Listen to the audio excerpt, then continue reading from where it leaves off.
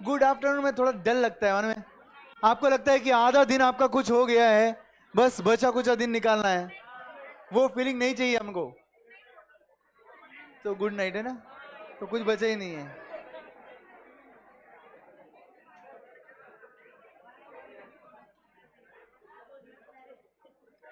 चलो, YouTube पर सब लोग ऑडियो वीडियो सब कुछ सुन पा रहे हैं क्या अच्छे से?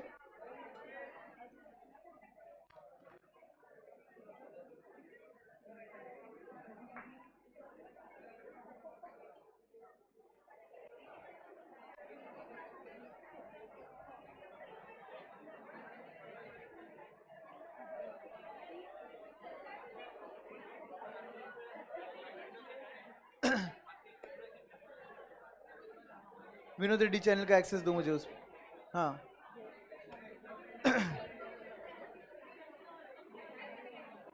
चलिए, इंक्रीज वॉल्यूम, वॉल्यूम इंक्रीज हो जाएगा, डोंट वरी एट ऑल। ठीक है, वॉल्यूम इंक्रीज हो जाएगा।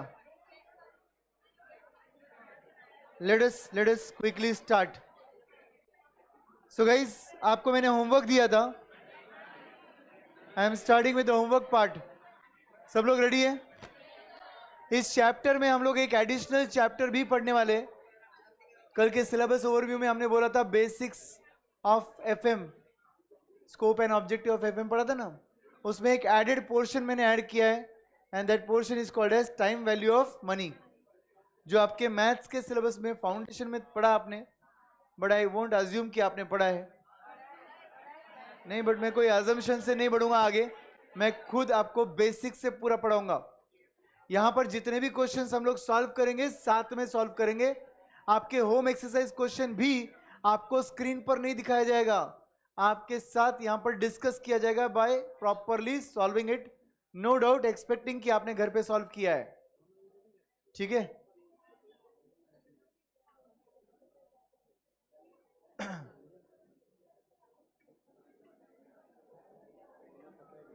Let's start with your home exercise part. Yes guys, financial management पहला फंक्शन क्या था? No one will talk, everyone will focus. देखो, फन के साथ पढ़ना है, बट क्लास के अंदर ऐसा फन मत करो कि दूसरों को डिस्टर्ब हो। ठीक है, ठीक है, तो डिस्टर्बेंस नहीं चलेगा, दैट वोंट बी टॉलरेटेड। सब लोग ध्यान देंगे इस बात का। पहला चीज क्या बोला था अपन ने? Procurement of funds. अब प्रॉपरली लिखना मेरे साथ मेन बुक में फ्रंट पेज पर, प्रोक्योरमेंट ऑफ फंड्स। कल हमने इसका सेकंड नेम डिस्कस नहीं किया। Procurement of funds has another terminology. ध्यान से सुनो, टर्मिनोलॉजी बहुत इंपॉर्टेंट है। इंस्टीट्यूट क्या करता है पता है ना आपको? डिफरेंट टर्मिनोलॉजी पूछता है। जैसे कल मैंने आपको बोला था, flowing back of profits is nothing but retained earnings, reserves and surplus. तो वैसे ही सेम दोस्तों, आपको यहां पर अलग अलग टर्मिनोलॉजी जो भी आने वाले हैं उसके लिए आपको कंफर्टेबल कन्वीनियंट रहना है कि आपको ये सब टर्मिनोलॉजी आते हैं। ठीक है, तो मेरे साथ साथ आप रिपीट करोगे। Okay everyone, so procurement of funds is what? Meaning क्या था इसका? Bringing money in the business, which is called as, लिखो मेरे साथ, फाइनेंसिंग फंक्शन। क्या बोला था इसको? Financing function. What is financing function, my friends? Bringing money in the business. Bringing money in the business. Financing function. इसके under में कितनी चीजें आएगी? 3 चीजें आएगी। The very first will be types of financing. Everybody, types of financing. What is the meaning of types of financing? क्या क्या choices है हमारे पास फाइनेंसिंग के वक्त? Equity shares, preference shares, debentures, term loan, ये सब हमारे लिए क्या बन गया? Types of financing. ये टाइप्स ऑफ फाइनेंसिंग में आप एग्जांपल्स लिख सकते हो। Equity share capital, preference share capital, debentures, etc. Equity share capital, preference share capital, debentures, etc. Already लिखा है, अब क्या करूं? तो वापस एक बार चेक कर लो, कुछ छूट तो नहीं गया। और जो मैं आज आपको डिफरेंट टर्मिनोलॉजी लिखा दे रहा हूं, तो उसके नीचे या ऊपर जहां पर भी स्पेस रहेगा प्रॉपरली लिख देना, और वहां स्पेस नहीं रहेगा तो नीचे एक अलग लाइन लिखना। Procurement of finance is also called as financing function. Now second चीज क्या देखा जाता है? कॉस्ट ऑफ कैपिटल देखा जाता है। When you procure your finance, you always look for cost of finance. How should be your cost of finance? Least cost. Your cost of finance should be dash preferred, least preferred. कभी भी याद रखिए, पैसा जो business में आ रहा है उसका कुछ ना कुछ कॉस्ट होता है। कोई भी पैसा आपको बिजनेस में फ्री में देगा क्या? इक्विटी वाले लोग फ्री में दे रहे हो क्या? डिविडेंड एक्सपेक्ट करते। प्रेफरेंस वाले लोग प्रेफरेंस डिविडेंड एक्सपेक्ट करते। डेट वाले लोग इंटरेस्ट एक्सपेक्ट करते। Don't you think this is cost of using your funds? Company के एंगल से क्या बन गया? ये कॉस्ट ऑफ कैपिटल। और यही कॉस्ट ऑफ कैपिटल को बोलते हैं weighted average cost of capital. कैसे निकाला जाएगा? Don't worry, I will explain, उसके लिए एक सेपरेट टॉपिक है। क्या बोलते हैं उसको? Weighted average cost of capital. कैसा चाहिए आपको कॉस्ट ऑफ कैपिटल? कम से कम चाहिए, मिनिमम चाहिए। Are you understanding? Now, based on cost of capital as well as looking at the risk, you decide your company's capital structure. Very good. What is capital structure? Mix or combination of long-term funds in the business. एक बार बोलिए सब लोग, mix or combination of long-term funds in the business, जिसको हम लोग proportion बोल सकते हैं। सिंपल भाषा में क्या बोलेंगे? Proportion of what? Long term funds. कल का एग्जांपल 2:1 का 100 करोड़ चाहिए थे, 40 करोड़ आपसे लिए, 40 करोड़ इनसे लिए, 20 करोड़ उनसे लिए, तो मेरा रेशियो क्या बन गया? 2:1। ये क्या है? प्रपोर्शन ही तो है। तो प्रपोर्शन ऑफ फंड्स को हम बुला रहे हैं capital structure. Everybody, capital structure is nothing but mix or combination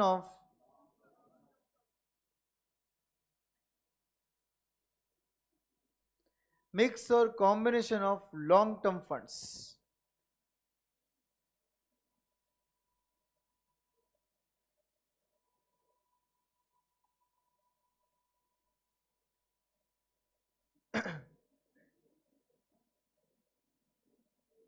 Now, ये मिक्स और कॉम्बिनेशन ऑफ फंड्स अगर आपको मिनिमम कॉस्ट देता है और रिस्क को कैसा लगता है? Balance. Balance according to size of our company, तो उसको हम क्या बुलाते हैं? एडवांटेज गिविंग कैपिटल स्ट्रक्चर, जिसको लेवरेज बोला है। मैडम खड़े हो जाओ, last bench, last bench, last bench. Yes, क्या डिस्कस कर रहे हैं हम लोग? माइक है? माइक स्टूडेंट माइक पास करो जरा, ये माइक पास करो।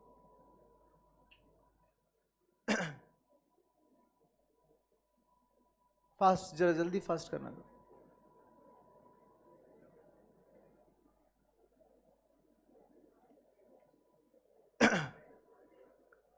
माइक ऑन कर दो पहले।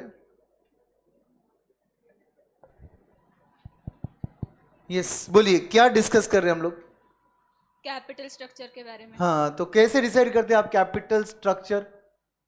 पहले हम लोग जब फंड्स लेते हैं, हम लोग जब फंड्स लेते हैं तभी हम लोग पहले अलोकेट करते हैं कि अब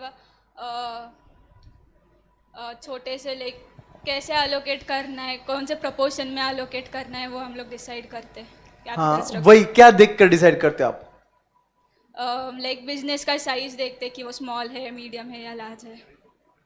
बीकॉम करते हो साथ में सीए के? हाँ। कर रहे हो ना? हाँ। दिख के आ रहा है तुम बीकॉम कर रहे हो, है ना? मतलब नहीं मालूम तो भी बोल पा रहे हो। ध्यान दो बेटा, ध्यान दो। ऐसे जनरलाइज आंसर के लिए सीए में 1 मार्क भी नहीं मिलेगा। Number of pages into 2 mark each page, ऐसा नहीं होता इधर, बराबर ना? बैठ जाओ। Sorry sir. मिक्स और combination of long term funds decide होता है। अब तक तो 2 ही पॉइंट देखिए, एक और पॉइंट है मैंने आपको कल बोला था जो बाद में आएगा, तो आज वो भी पॉइंट आ जाएगा। फिलहाल के लिए तो 2 पॉइंट्स है। कौन से 2 पॉइंट्स है? Risk and cost of capital. Cost of capital कैसा होना चाहिए? लीस्ट होना चाहिए। और आपका रिस्क ऑफ फंड्स कैसा होना चाहिए? Balanced. Balanced according to size of our company. ठीक है, तो ये अगर आप डिसाइड कर कर प्रॉपरली मेंटेन कर रहे हो, रिस्क को बैलेंस रख रहे हो, कॉस्ट ऑफ कैपिटल को कम से कम रख रहे हो, तो ऐसे कैपिटल स्ट्रक्चर को क्या बुलाते हैं? Leverage giving capital structure. What is leverage? Leverage is advantage. Everyone, leverage का मीनिंग होता है एडवांटेज। नाउ इसके बाद आपका पैसा बिजनेस में आ चुका है, अब हम क्या करेंगे? उसे अलोकेट करेंगे, उसे यूटिलाइज करेंगे, तो इसे बोलते हैं utilisation of funds.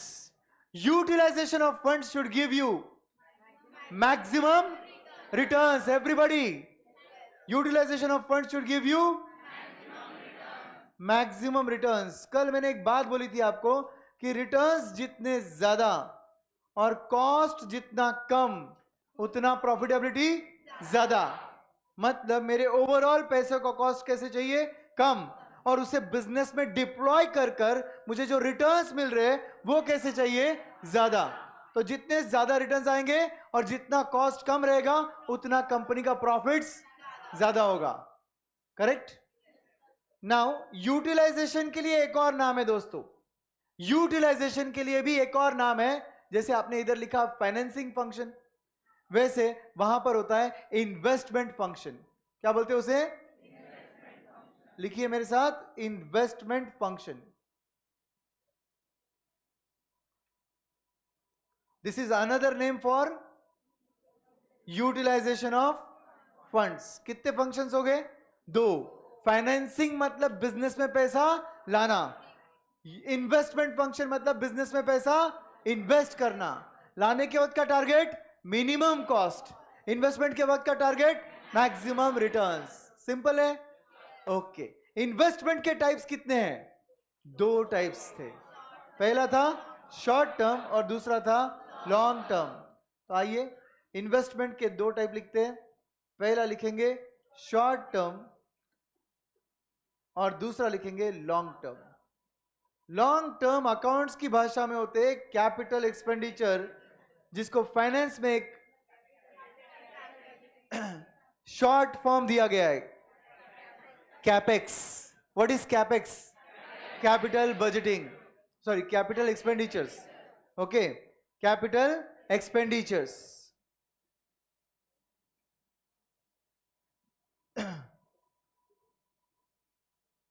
Now long term के यहां पर हम लिख रहे हैं capital expenditure. Capital expenditures are they important? Yes. कितने रीजंस कल डिस्कस किए थे? 3 डिस्कस किए थे। फर्स्ट रीजन क्या था?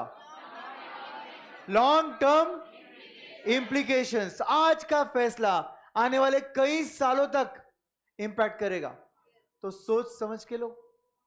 करेक्ट? एक सही प्लांट परचेस कर लिया, अगले 5-10 साल, जितने भी साल वो लाइफ ऑफ प्लांट रहेगा, जबरदस्त। अगर एक प्लांट गलत परचेस कर लिया तो अगले 5-7 साल, 10 साल, जितने भी साल उसका लाइफ रहेगा, आपका ROI, what is ROI? Return on investment, कम हो जाएगा। ऑब्वियसली आज का एक फैसला आने वाले कई सालों तक इंपैक्ट कर रहा है, इसको हम बुलाते हैं लॉन्ग टर्म इंपैक्ट। तो कैपिटल एक्सपेंडिचर का पहला इंपॉर्टेंस होता है लॉन्ग टर्म इंपैक्ट या implications. Importance number 1 long term impact, बिल्कुल सही है। नेक्स्ट, इरिवर्सिबल, मतलब एक बार फैसला ले लिया तो अब आप वापस नहीं बोल सकते हो कि नहीं नहीं नहीं अब ये प्लांट बेच दो। 2 करोड़ का प्लांट लिया, 2 महीने बाद बोल रहे हो बेच दो, कोई 2 करोड़ में लेगा आपसे? आपका वो प्लांट कम से कम 50 लाख का लॉस देगा आपको, 60 लाख का देगा, 80 लाख का देगा, डिपेंडिंग ऑन आपकी जरूरत कितनी है। सही है ना? सामने वाला जो परचेज करेगा वो देखेगा कि तुम क्यों बेच रहे हो, और जितना उसको समझेगा कि तुम बेचने के लिए डेस्परेट हो, उतना तुम्हारे वो प्लांट का कॉस्ट क्या करता है, प्राइस कम देता है. तो इसलिए this decisions are called as irreversible in nature. Irreversible in nature. तो ये जो डिसीजंस है ये रिवर्सिबल नहीं होते, मतलब फैसला ले लिया बस ले लिया, आगे पे रिवर्स मत करना. ये कोई परचेस रिटर्न जैसा नहीं है, परचेस कर दिया फिर रिटर्न कर दिया, इतना आसान नहीं होता. Lastly huge investment. Absolutely correct. Huge investment मतलब क्या? ह्यूज इन्वेस्टमेंट का मतलब क्या होता है? बड़ा अमाउंट. आज आप आपकी कंपनी से बाहर इन्वेस्ट कर रहे हो, तो इतना बड़ा अमाउंट है, इतने टाइम का अगर वो एक्यूमुलेटेड रिजर्व है, तो आपने क्या करना चाहिए? सोच समझकर इन्वेस्ट करना चाहिए, क्योंकि अमाउंट बहुत बड़ा है. करेक्ट. आप कभी भी कोई भी, जैसे फॉर एग्जांपल आप सीए क्लासेस की फीस भी भर रहे हो, भाई अमाउंट तो बड़ी है, तो सोच समझ के इन्वेस्ट करोगे ना. इसलिए तो कुछ लोग क्या बोलते हैं उसे, डेमो मोड पे है ना. डेमो मोड पे. वो अलग बात है कि उसके क्राइटेरियाज क्या क्या है. आपके डेमो मोड के क्राइटेरियाज बहुत सारे होते हैं. लास्टली देखते कि टीचर का कितना समझ रहा है. बाकी चीजें क्या है? बाकी चीजें क्या है कि भाई वो कैसे ड्रेसिंग करते हैं. इसलिए मैं आज टी शर्ट जींस पहन के आया, देख लो सब. बाद में बोलना मत डेमो में तो आप सूट पहने थे सर, बाद में के लेक्चर्स में आपने सूट नहीं पहना, रिफंड दो, है ना. तो भैया ये जो पॉइंट होता है ह्यूज इन्वेस्टमेंट, ये क्या बोल रहा है? अगर तुम पैसा इन्वेस्ट कर ही रहे हो, इतना बड़ा अमाउंट इन्वेस्ट कर रहे हो, तो सोच समझ के इन्वेस्टमेंट करो. Capital expenditure involves huge amount of investment. तो ये 3 इंपॉर्टेंट रीजन है. अदर देन दैट और भी रीजन है, बट इंपॉर्टेंटली ये 3 है. इसकी वजह से हम क्या करते हैं, कैपिटल एक्सपेंडिचर्स को इवैल्यूएट करने के लिए क्या करते हैं, एक स्पेशल टेक्निक्स का इस्तेमाल होता है जिसका नाम है capital budgeting techniques. Capital budgeting techniques. तो इन टेक्निक्स का इस्तेमाल करते हो आप, ताकि आप आपके कैपिटल एक्सपेंडिचर्स का फैसला ले सको. Okay guys. Now coming to your short term investment. Short term investment में आप क्या करते हो as finance manager? Management of WC क्या लॉन्ग फॉर्म है? वर्किंग कैपिटल करते हो. मैनेजमेंट ऑफ वर्किंग कैपिटल करते हो. और उसके साथ साथ एवरी ईयर आप जो प्रॉफिट कमाते हो, उसमें से कितना प्रॉफिट डिस्ट्रीब्यूट करना है in the form of dividends, और कितना प्रॉफिट रिटेन करना है in the form of retain earnings, ये भी आप देखते हो. तो इसको हम क्या बुलाते हैं? Dividend decision. मतलब क्या? डिविडेंड का फैसला. डिविडेंड कितना डिस्ट्रीब्यूट करना है उसका फैसला. कुछ कुछ कंपनियों में इतना दम होता है कि वो बोलते हैं डिविडेंड 1 रुपया नहीं मिलेगा, फिर भी इन्वेस्टर्स जो है इन्वेस्ट करते हैं.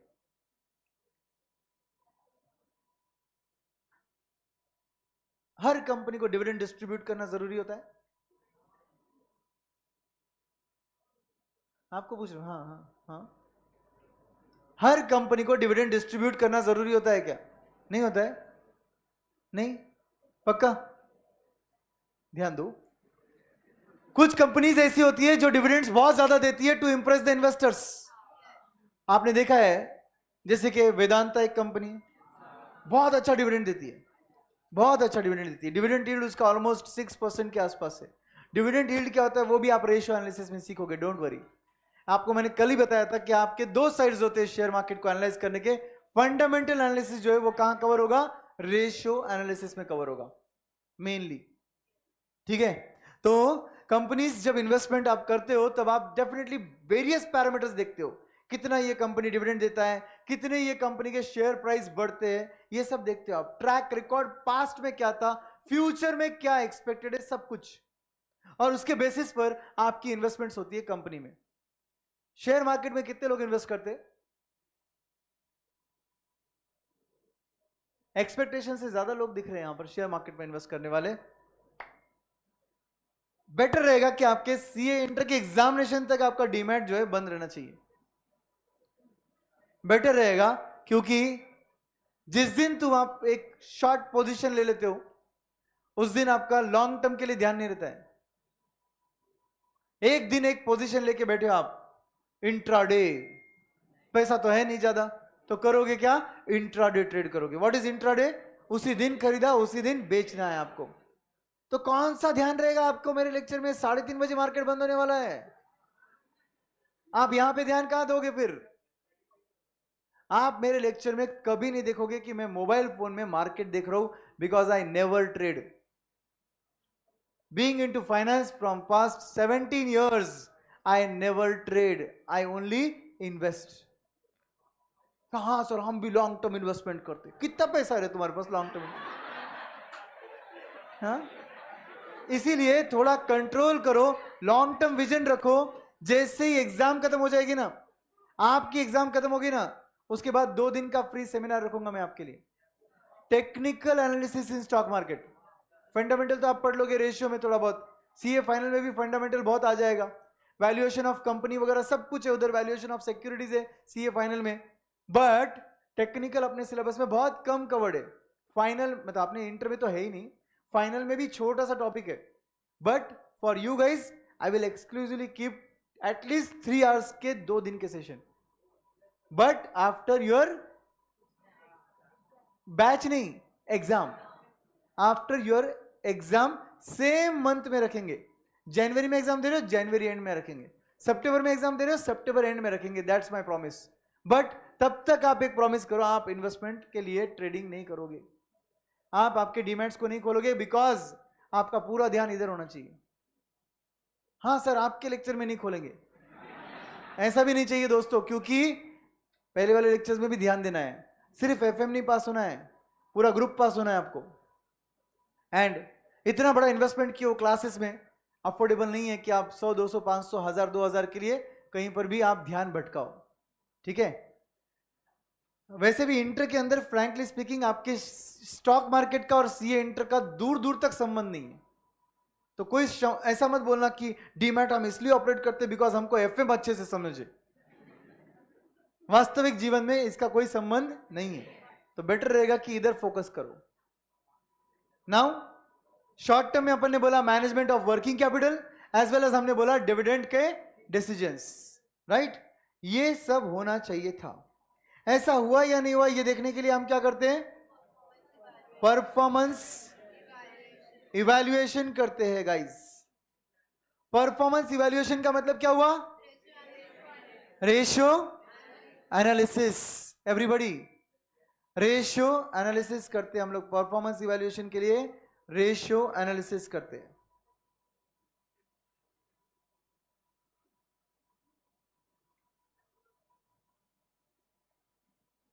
रेशियो एनालिसिस, और रेशियो एनालिसिस से हमको समझता है कि हमारी कंपनी का परफॉर्मेंस कैसे चल रहा है।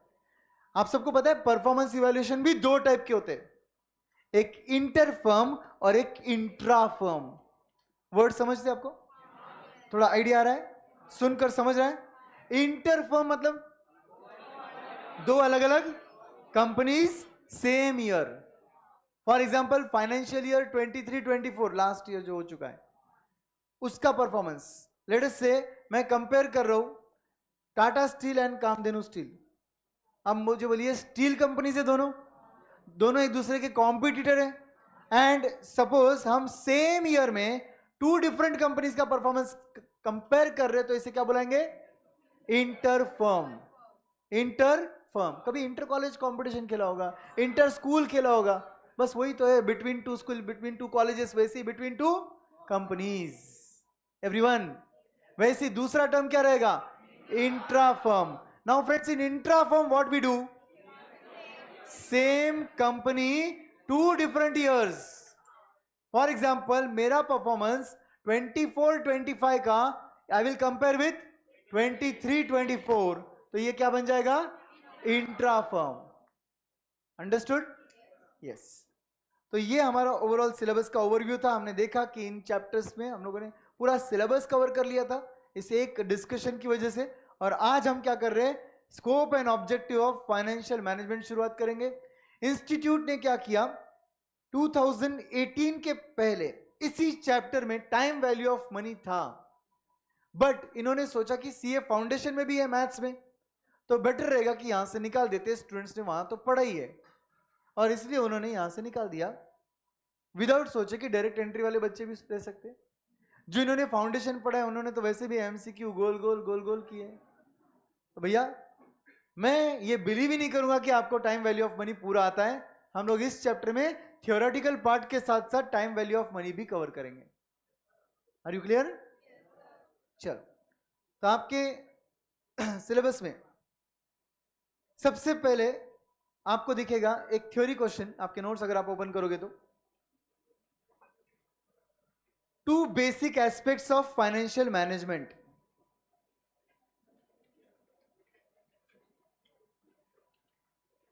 क्या दिखेगा?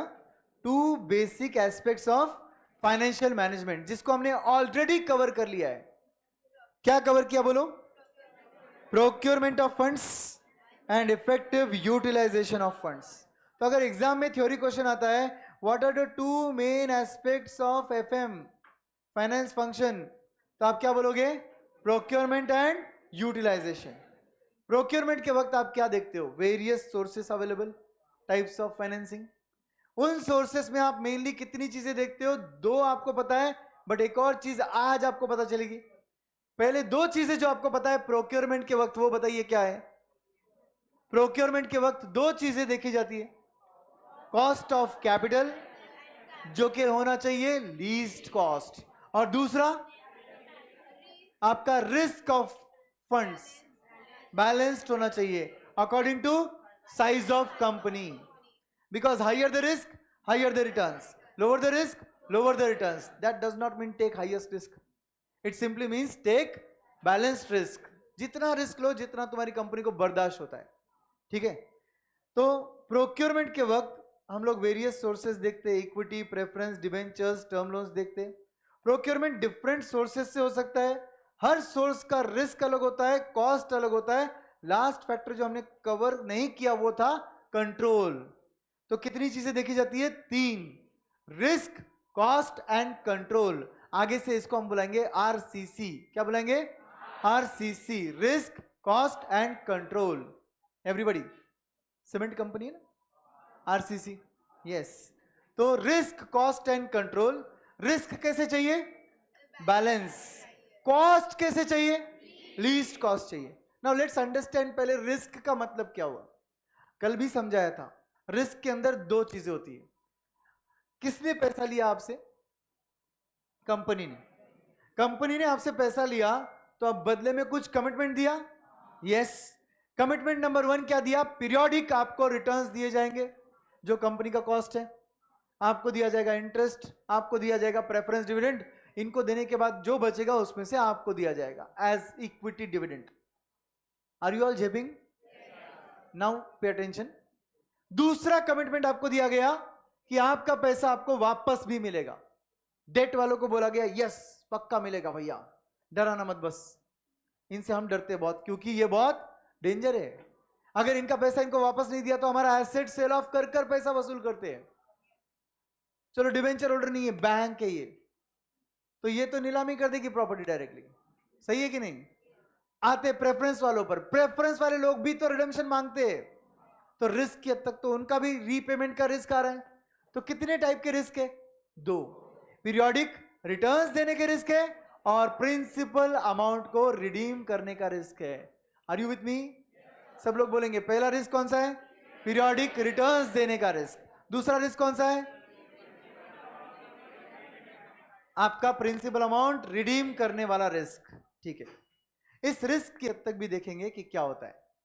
तीसरा चीज जो होता है, आपका पहला चीज है रिस्क, दूसरा चीज है कॉस्ट।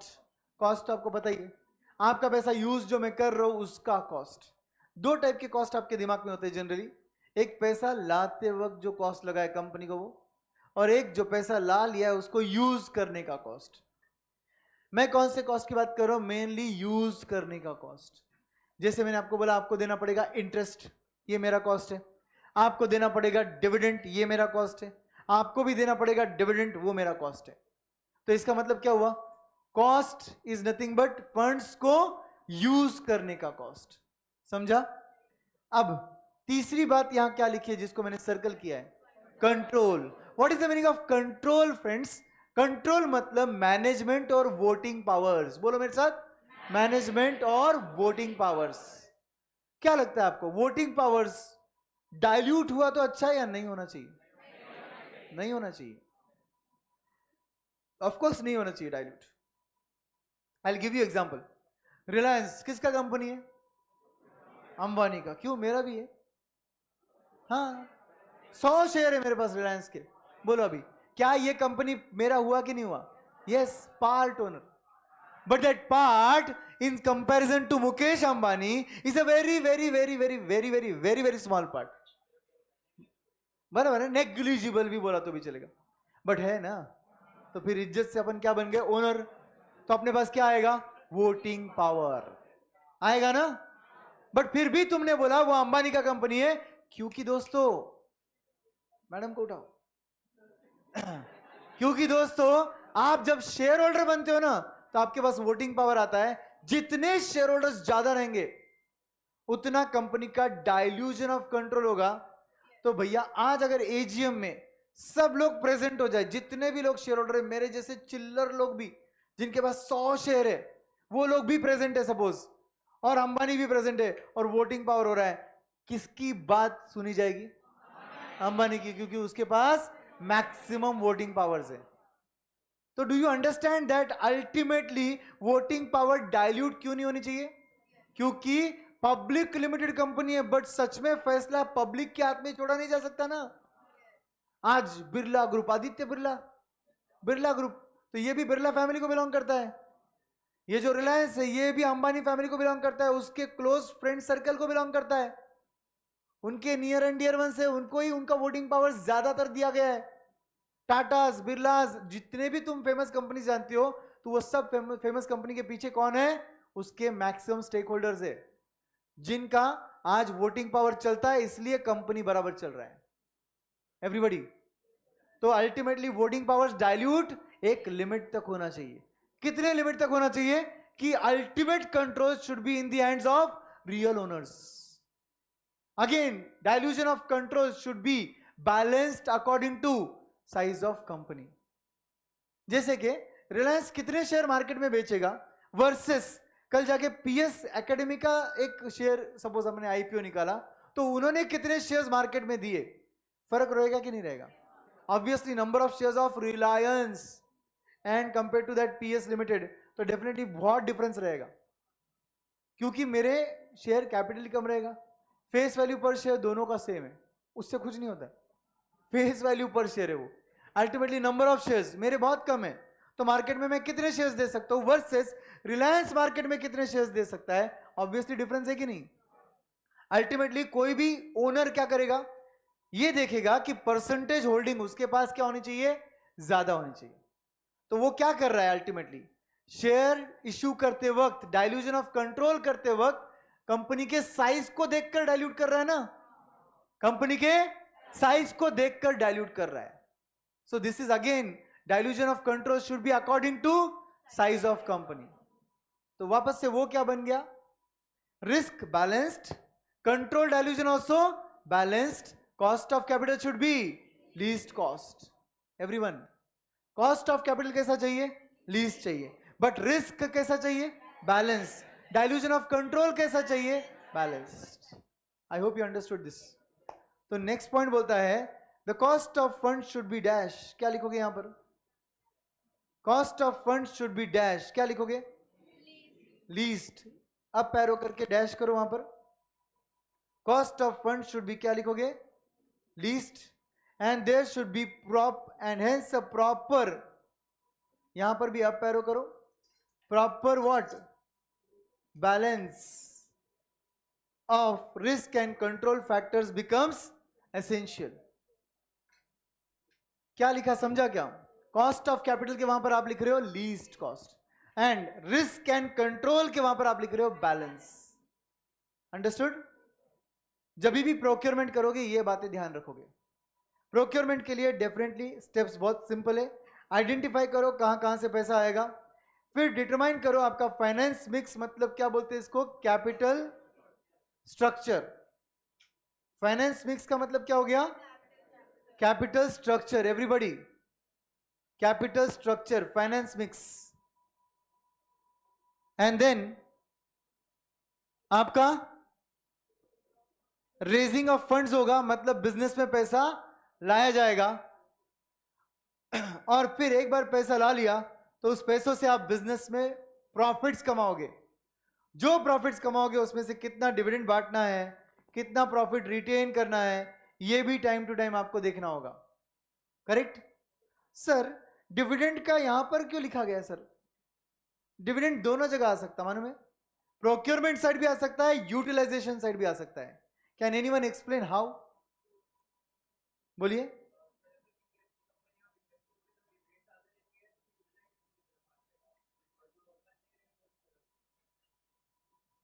ओके, कोई और? प्रोक्योरमेंट साइड भी डिविडेंड आएगा, डिविडेंड डिसीजन, और यूटिलाइजेशन साइड भी आएगा। Can anyone of you explain? Yes.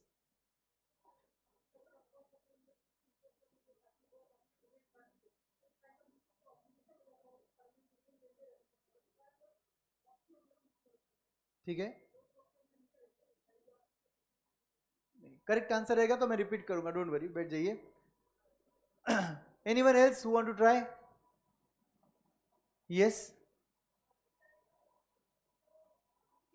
Mike pass कर दो प्लीज, माइक पास करो, माइक माइक माइक किसके पास?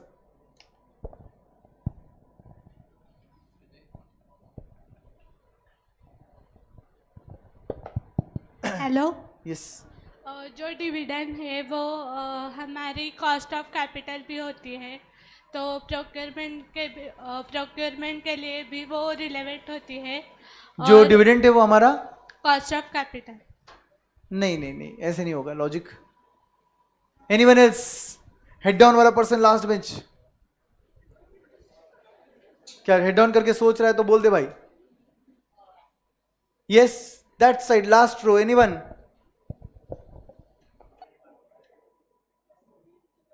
जल्दी जल्दी कोई तो बोलिए यार, ऐसा मत कीजिए। यस, चलो डेयर मिल्क क्वेश्चन है ये, जो आंसर देगा उसको हमें यहां पर स्टेज पर बुलाकर चॉकलेट देंगे। जल्दी जल्दी बताइए। ये से देखो माइक आ गया वहां पे, देखो। हाँ,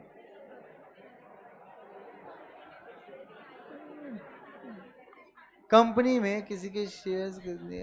okay Arvind, I will come to your answer. Yes, बोलिए। सर डिविडेंड पेएबल रहेगा और दूसरी तरफ नहीं, क्या कहीं इन्वेस्ट करा रहेगा तो उसका डिविडेंड मिल भी पाएगा। डिविडेंड पेएबल रहेगा मतलब देना पड़ेगा, ऐसा देना पड़ेगा, तो वो तो यूटिलाइजेशन हो गया। प्रोक्योरमेंट साइड कैसे आ सकता है डिविडेंड का फैसला?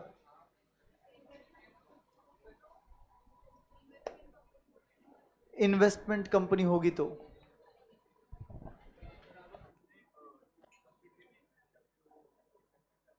नहीं नहीं नहीं, चलो कोई बात नहीं, मैं बोलता हूं। एटलीस्ट आप सोच रहे हो, that's more important. Everybody focus now. Suppose मेरी कंपनी ने इस साल 60 करोड़ कमाए, सबको देने के बाद 60 करोड़ में से मेरी कंपनी ने 6 करोड़ आपको दिए। आप कौन हो? इक्विटी शेयर होल्डर्स हो। आपको कितना दिया? 6 करोड़। कहना है से 60 करोड़ पूरा आपका था। ऑब्वियसली सबको देने के बाद जो बचता है वो किसको बिलोंग करता है? इक्विटी शेयर होल्डर्स को, बराबर है कि नहीं? ओके, तो कंपनी आपको 60 करोड़ में से कितना दे रही है? 6 crore. Can I call this as utilization? क्योंकि पैसा बिजनेस से जा रहा है, इन्वेस्ट हो रहा है, कहीं बाहर जा रहा है, मतलब अपना आउटफ्लो ऑफ फंड्स हो गया। बट जो 60 करोड़ में से 6 करोड़ गए तो 54 करोड़ कहां है? कहां है? कंपनी के पास आ गए, इन the form of procurement of funds. In the form of procurement of funds. Market से नहीं उठाया, आपका पैसा था, आपको बिलोंग करता था, बस रिटेन कर लिया, तो ये क्या बन गया? Procurement of funds. Are you understanding? तो ये एक्चुअली डिविडेंड का फैसला दोनों जगह आता है। अगर आप डिविडेंड पेमेंट के एंगल से सोचोगे तो वो यूटिलाइजेशन आउटफ्लो है, बट अगर मैं वो पैसा बिजनेस में यूज करने के एंगल से सोचूंगा, 54 करोड़ के एंगल से सोचूंगा तो that becomes procurement of funds, जिसका प्रोक्योरमेंट ऑफ फंड्स मतलब रिजर्व्स एंड सरप्लस नाम है, फ्लोइंग बैक ऑफ प्रॉफिट्स नाम है, इंटरनली जनरेटेड फंड्स नाम है। क्या बोलते हैं उसको? Internally generated funds. मतलब क्या? बिजनेस के प्रॉफिट से जनरेट किया हुआ पैसा कहां यूज आ रहा है? कंपनी को ही यूज आ रहा है। तो कहना है that is again procurement for me. जितना आपसे ओरिजिनल पैसा लिया था उसके अलावा पैसा है ये। आपका ओरिजिनल पैसा आपने कैसे दिया था? शेयर कैपिटल के तौर पे दिया था। उसके अलावा ये जो पैसा, ये मैं खुद आपके प्रॉफिट का पैसा रिटेन कर रहा हूं, तो ये मेरे लिए क्या बन गया? Procurement of funds. समझ में आया बात? नाउ यूटिलाइजेशन की बात करेंगे। यूटिलाइजेशन जो होते हैं वो दो तरीके के होते हैं, एक शॉर्ट टर्म और एक long term. Everyone, short term utilization is what? Management of working capital, and long term utilization is mainly your investment in capital expenditures. Everyone clear? So finance manager has to be very clear उसको fix assets में कितना investment करना है और उसे day to day working capital में कितना investment करना है। तो Arvind is saying here, Arvind ने भी एक आंसर दिया था, प्रोक्योरमेंट साइड जब आएगा तब जो किसी और कंपनी से डिविडेंड मिल रहा होगा वो आएगा, अदरवाइज कंपनी अगर खुद डिविडेंड दे रहा है तो वो यूटिलाइजेशन साइड आएगा। नो बेटा, प्रोक्योरमेंट में वो डिविडेंड का फैसला जो आप बोल रहे हो दूसरी कंपनी का डिविडेंड आपको मिलेगा। पहली बात तो उसके लिए आप खुद बनना चाहिए एक इन्वेस्टमेंट कंपनी, और दूसरी इंपॉर्टेंट बात वो आपका फैसला नहीं है डिविडेंड का, वो सामने वाली कंपनी का फैसला रहेगा, इसलिए वो यहां पर नहीं आएगा। Now coming to the main point, हमने तीन बातें डिस्कस की दोस्तों। पहला बात हमने डिस्कस किया है रिस्क, दूसरा बात हमने डिस्कस किया है कॉस्ट, और तीसरा बात हमने डिस्कस किया है control. Risk, cost and control, याद आया? तो रिस्क की हद तक कौन से कैपिटल का रिस्क सबसे कम होता है? आपके पास कितने चॉइस है? तीन चॉइस है, इक्विटी, डेट या प्रेफरेंस। इक्विटी सबसे कम रिस्क, क्यों? कौन बोलेगा? माइक माइक पास करो। किसके पास माइक है? वापस रख दिया? बोलो कौन बोलेगा? थर्ड बेंच पे पास करो मैडम को।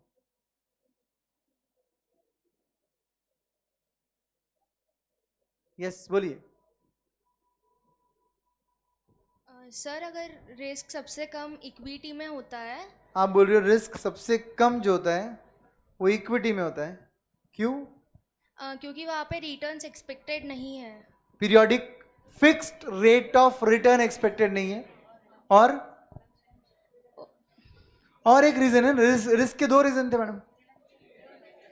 एक रिडम्पशन ऑफ प्रिंसिपल अमाउंट। हाँ। क्या आप इनका प्रिंसिपल अमाउंट इनको लौटाओगे? नहीं। तो कहने से रिस्क की हद तक 2 पॉइंट पिक्चर में आएंगे, हर बार रिस्क की हद तक 2 पॉइंट पिक्चर में आएंगे। पहला आएगा periodic fixed rate of return और दूसरा प्रिंसिपल रीपेमेंट। बोलिए, इक्विटी वालों का periodic fixed rate of return होता है क्या? नहीं होता है।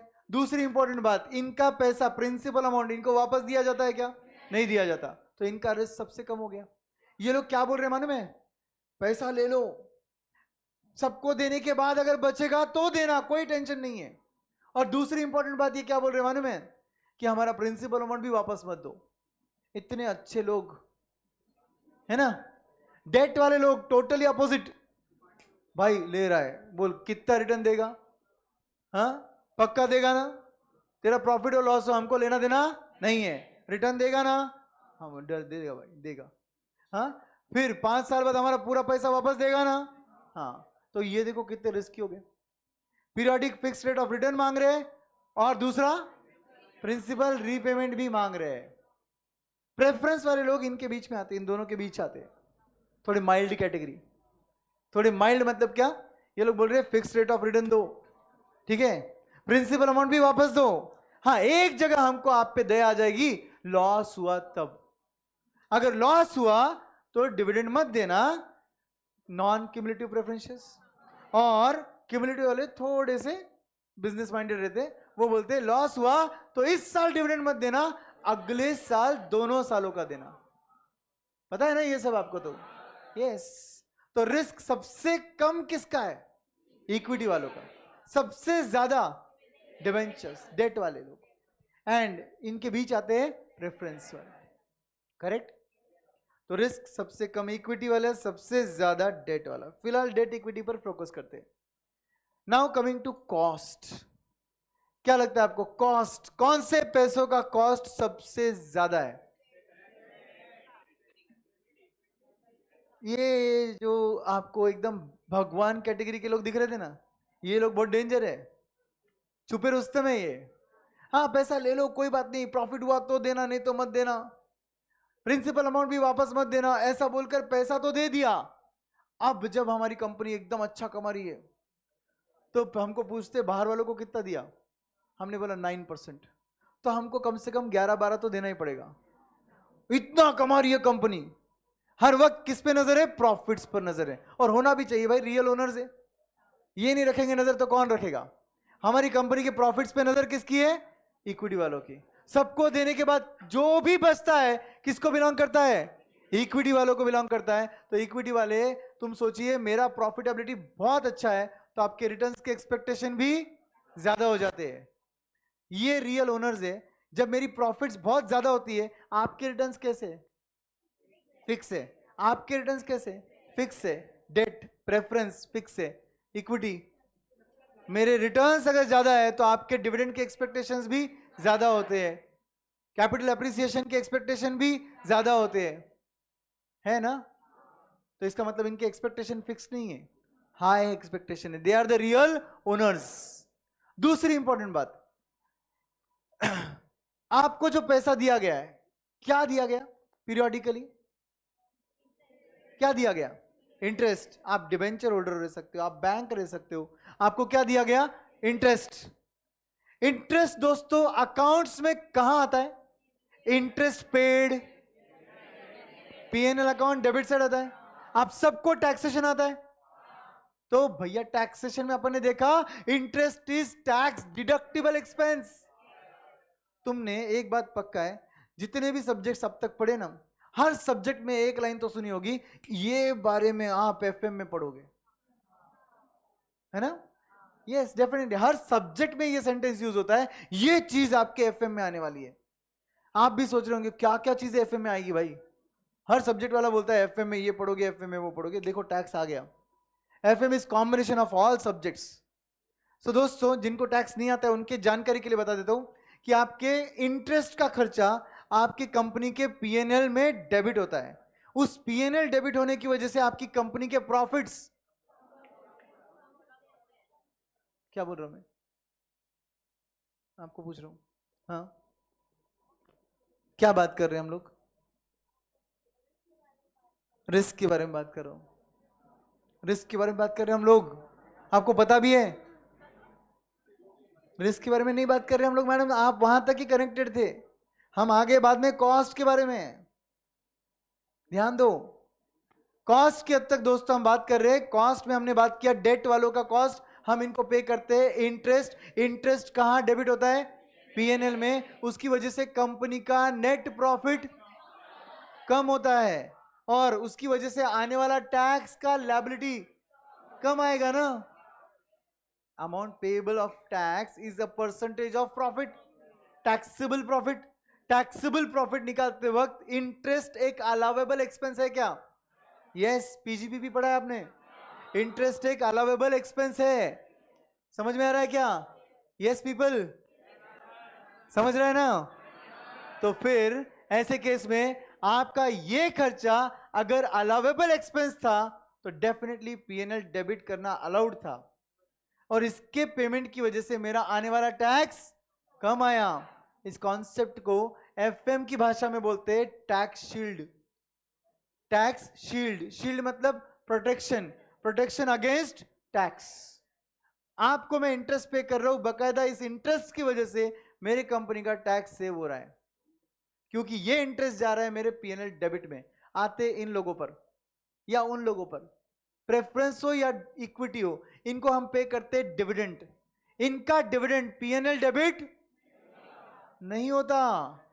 पीएनएल अप्रोप्रिएशन में जाता है। अगर आपको अकाउंटिंग आता है तो पीएनएल अप्रोप्रिएशन में आता है, और उसकी वजह से नेट प्रॉफिट कम नहीं होता, आने वाला टैक्स सेव नहीं होता। क्या हमको टैक्स शील्ड मिल रहा है इंटरेस्ट की वजह से? नहीं। क्या हमें टैक्स शील्ड मिल रहा है इंटरेस्ट की वजह से? यस। डिविडेंड की वजह से मिल रहा है क्या? नहीं मिल रहा है। डिविडेंड की वजह से नहीं मिल रहा है, बट इंटरेस्ट की वजह से मिल रहा है, क्योंकि इंटरेस्ट कहां जा रहा है? पीएनएल डेबिट में जा रहा है। डिविडेंड कहां जा रहा है? यस, पीएनएल अप्रोप्रिएशन में जा रहा है। समझ में आया?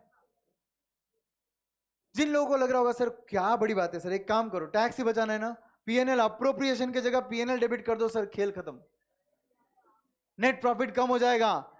क्या प्रॉब्लम है? It is not allowable expense. अगर आप ऐसा कर दोगे तो आपका टैक्स ऑडिटर क्या करेगा? Net profit as per PNL account, books of accounts, add back inadmissible expense, उसमें डाल देगा इंटरेस्ट, सॉरी डिविडेंड, डिविडेंड डाल देगा। क्यों करेगा वो ऐसा? क्योंकि इंटरेस्ट जो है वो अलाउेबल है, कोई प्रॉब्लम नहीं है, बट डिविडेंड अलाउेबल नहीं है। अगर ऐसे ही पीएनएल डेबिट में डेबिट कर करके नेट प्रॉफिट कम होता तो मैं तो मेरे ड्राइंग्स भी डेबिट करता फिर तो। सही बात है ना? और टैक्स ऑडिटर क्या करेगा फिर? एड बैक करेगा। यही तो सेम चीज आप पीजीपीपी के क्वेश्चन में करते हो, सॉल्विंग करते वक्त। सो कॉस्ट ऑफ इक्विटी जो है वो सबसे ज्यादा है। कितने रीजन है इसके? भी 2 रीजन है। Don't worry, we are going to write the reasons. अभी सिर्फ समझ रहे हम। पहला रीजन बोलो, इक्विटी वालों को रिटर्न्स जो चाहिए वो हायर एक्सपेक्टेशन वाले चाहिए। इनके एक्सपेक्टेशन कभी भी हायर है। बाकी दोनों की एक्सपेक्टेशन क्या है? लोअर है क्या? एग्जैक्टली, फिक्स्ड है, लोअर नहीं है, फिक्स्ड है। Very good. And second point क्या बोला अपन ने? Tax shield. टैक्स शील्ड किस पर मिलता है? इंटरेस्ट मतलब डेट। कहां नहीं मिलता? डिविडेंड्स पर नहीं मिलता, मतलब इक्विटी एंड प्रेफरेंस पर नहीं मिलता। तो सबसे ज्यादा कॉस्टली क्या हो गया? इक्विटी। उससे थोड़ा कम प्रेफरेंस, क्योंकि इनके हायर एक्सपेक्टेशन नहीं है, इनके फिक्स्ड एक्सपेक्टेशन है। और सबसे कम डेट, क्योंकि इनके एक्सपेक्टेशन भी फिक्स्ड है और उनके पेमेंट पर मतलब इंटरेस्ट पर मेरा टैक्स भी सेव हो रहा है। एवरीवन, तो कितने रीजन से? 2। समझे?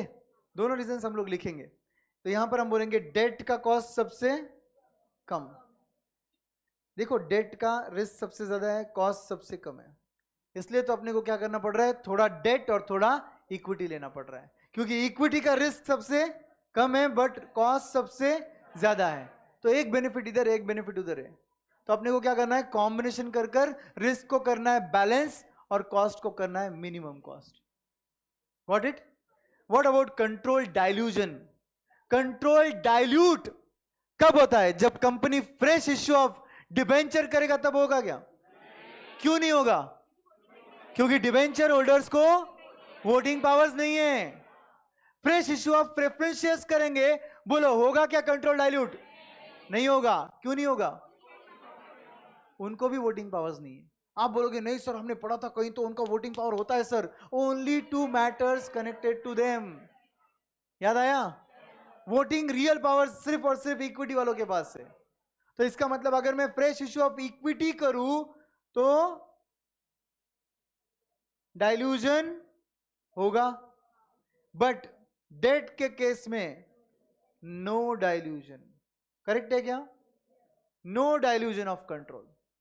Are you clear everybody? चलिए थोड़ा सा मैं कॉस्ट वाला पार्ट जो है डेट के तक, मैंने एक बात बोली आपको, इंटरेस्ट का टैक्स शील्ड बोला, बराबर है ना? उसको थोड़ा एक एग्जाम्पल के साथ समझा देता हूं, आपको और क्लियर समझेगा। ये एक कंपनी है और ये दूसरा कंपनी है। दोनों कंपनी बिल्कुल सेम है, सिर्फ फर्क इतना है कि एक कंपनी ने इक्विटी लिया है और दूसरे ने डेट लिया है। समझे? तो ये पीएनएल अकाउंट है दोनों के। आप बोलेंगे कि कंपनी ए ने अगर डेट लिया है, कंपनी बी ने अगर इक्विटी ही लिया है, उनका रेवेन्यू सेम है, उनके एक्सपेंसेस, बाकी एक्सपेंसेस सब सेम है, ठीक है, डेट पर क्या पे करते हैं?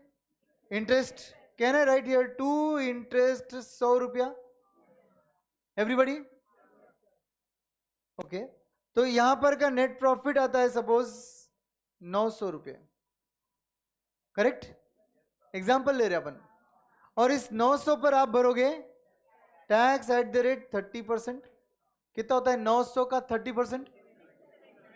कितना? 270 का tax. Everybody with me the example. Now equity लेने वाला कंपनी था बी वाला, इसने भी सपोज इक्विटी डिविडेंड दिया. कितने का दिया? 100 का. तो यहां पर इक्विटी डिविडेंड आ सकता है 100 रुपया. Not allowed, not allowed.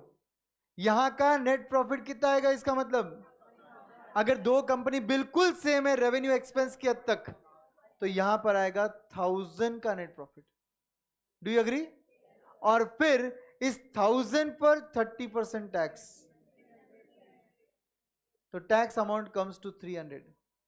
Can I say इसका मतलब बहुत क्लियर है, इस कंपनी ने 30 रुपीज का टैक्स बचा लिया बाय पेइंग 100 रुपीज का इंटरेस्ट. एवरीवन? सर 30 कैसे? इन दोनों का डिफरेंस, करेक्ट? 30 रुपीज का टैक्स सेव हो गया ना. ओके. ये 30 का डायरेक्ट अमाउंट निकालने का तरीका क्या है? 100 पर 30% ले लो, 30 रुपीज आ जाएगा. What it is called? Tax shield on interest. क्या बोलते बोलो? What is exactly the meaning of tax shield on interest? Interest की वजह से बचने वाला टैक्स. बोलिए madam.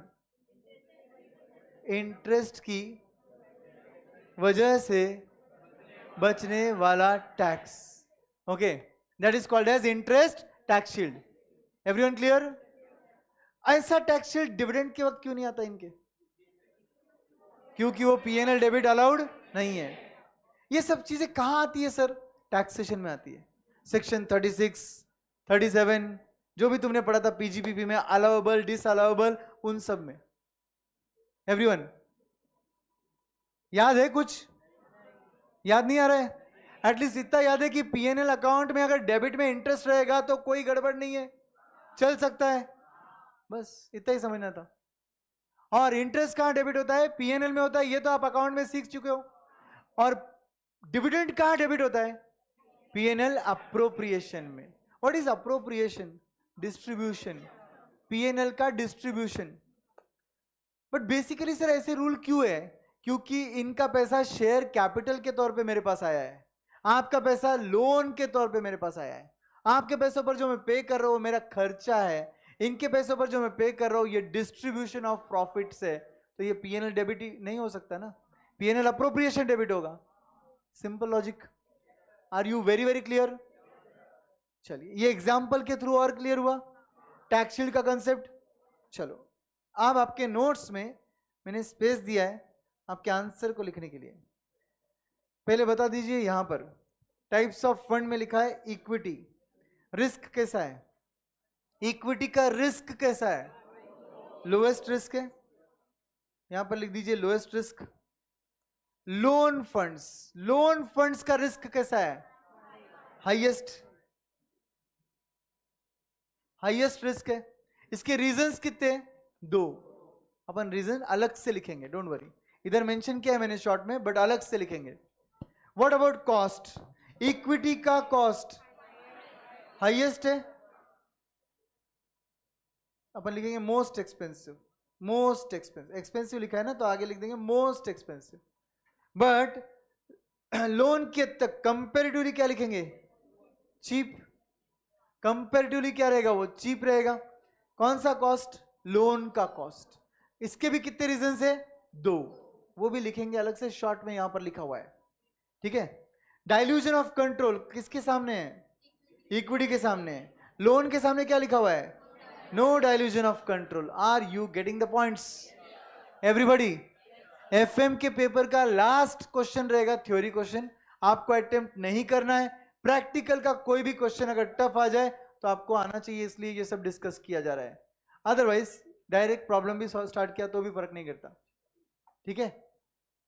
Now coming to the main point here, in our own wordings I am going to write this which will help you in write, मतलब exam में अगर ये क्वेश्चन आ जाए तो आपको लिखने के लिए आसान जाएगा।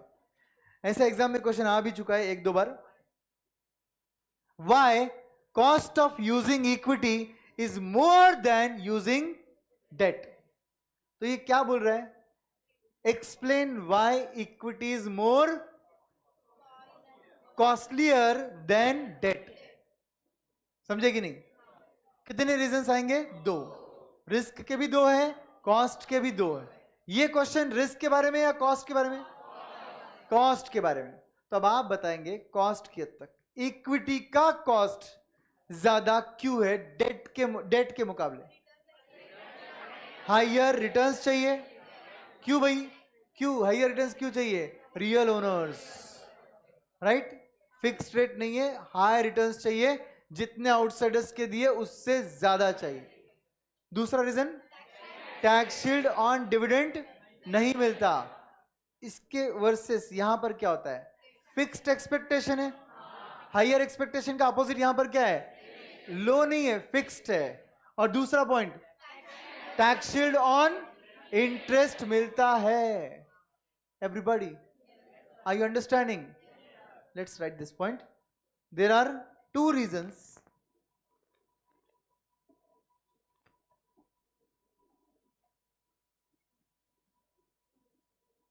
Number one,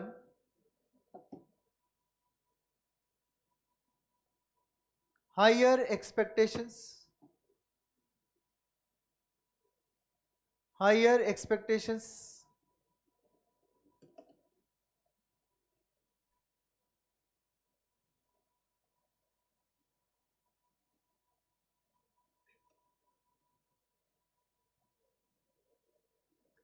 हायर एक्सपेक्टेशन में लिखेंगे the equity shareholders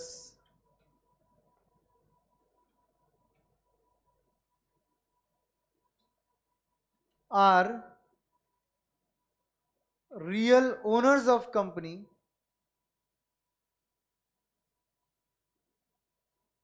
the equity shareholders are real owners of company, hence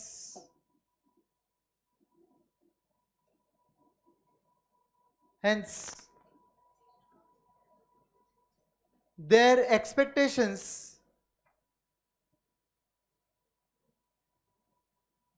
are higher than outsiders. कौन है भैया outsiders? Debt holders. Full stop. इसी पॉइंट को आगे कंटिन्यू कर लो। Whereas debt holders are having what? Fixed expectations, क्योंकि उनका रेट ऑफ इंटरेस्ट फिक्स्ड होता है। whereas debt holders are having fixed expectations. ये नोट्स का पीडीएफ लिंक ऑलरेडी आपके वीडियो के डिस्क्रिप्शन में डाला है। अगर वी स्मार्ट के वीडियो में नहीं मिलेगा तो आप विनोद रेड्डी चैनल में जाइए, वहाँ पर भी ये लेक्चर लाइव चल रहा है, वहाँ पर आपको मिल जाएगा डिस्क्रिप्शन में। आप मेरे 3 चैप्टर्स के नोट्स मैंने पीडीएफ में डाल दिए। तो ये रहा फर्स्ट पॉइंट हायर एक्सपेक्टेशन का। सबको समझा? मैंने हायर एक्सपेक्टेशन हेडिंग किसके एंगल से लिखा है? इक्विटी वालों के एंगल से, क्योंकि क्वेश्चन क्या लिखा है? इक्विटी के एंगल से पूछा है। Now second point, no tax shield. No tax shield, what is the meaning of tax shield? Savings in taxes, protection against tax. So no tax shield किसके एंगल से लिख रहे? वापस इक्विटी के एंगल से। तो हम बोलेंगे dividend paid to equity shareholders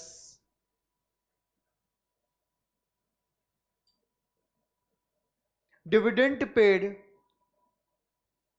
to equity shareholders is debited to P&L appropriation account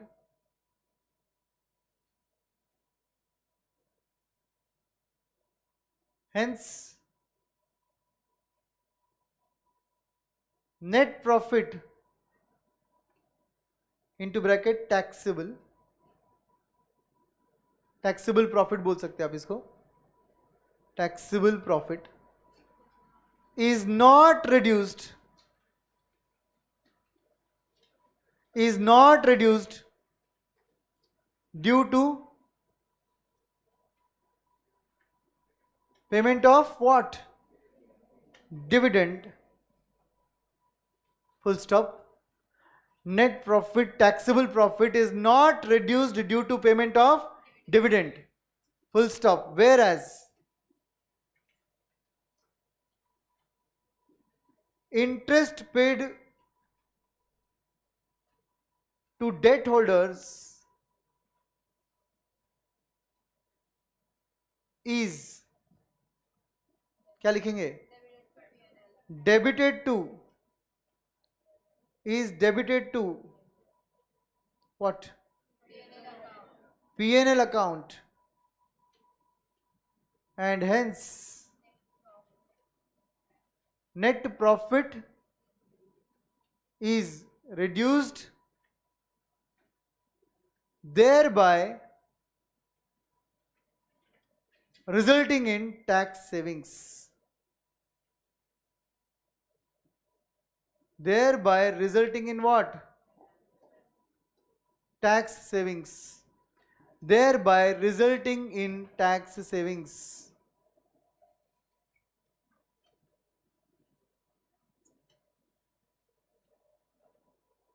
लिखा? Thereby resulting in tax savings. तो पॉइंट क्वेश्चन का क्लियर है? दो पॉइंट्स दोनों भी क्लियर है? क्या लिखा अपन ने? Higher expectation, no tax shield. Now coming to next question, risk के बारे में है. रिस्क के बारे में है. Why risk of debt capital is more than equity capital. ये क्वेश्चन किसके एंगल से पूछा गया है? डेट के एंगल से. आपको हेडिंग वैसे लिखना पड़ेगा, डेट का रिस्क ज्यादा क्यों है. माइक किसके पास है? आपके पास है. फोर्थ बेंच पास करो, फोर्थ स्टूडेंट के पास पास करो. हाँ दे दीजिए उधर. बोलिए, आपको क्या लगता है रिस्क ऑफ डेट ज्यादा क्यों है? सर डेट में जैसे प्रॉफिट अगर ना हो किसी ईयर में, फाइनेंशियल ईयर में, तो इंटरेस्ट का तो पेमेंट देना ही पड़ेगा. पॉइंट नंबर 1 क्लियर है? Very good. और दूसरा सर वही प्रिंसिपल का फैक्टर, प्रिंसिपल का भी रीपेमेंट देना पड़ेगा अगर डेट वालों को. हाँ, रिडम्पशन. प्रिंसिपल का रिडम्पशन भी करना पड़ेगा. What about equity?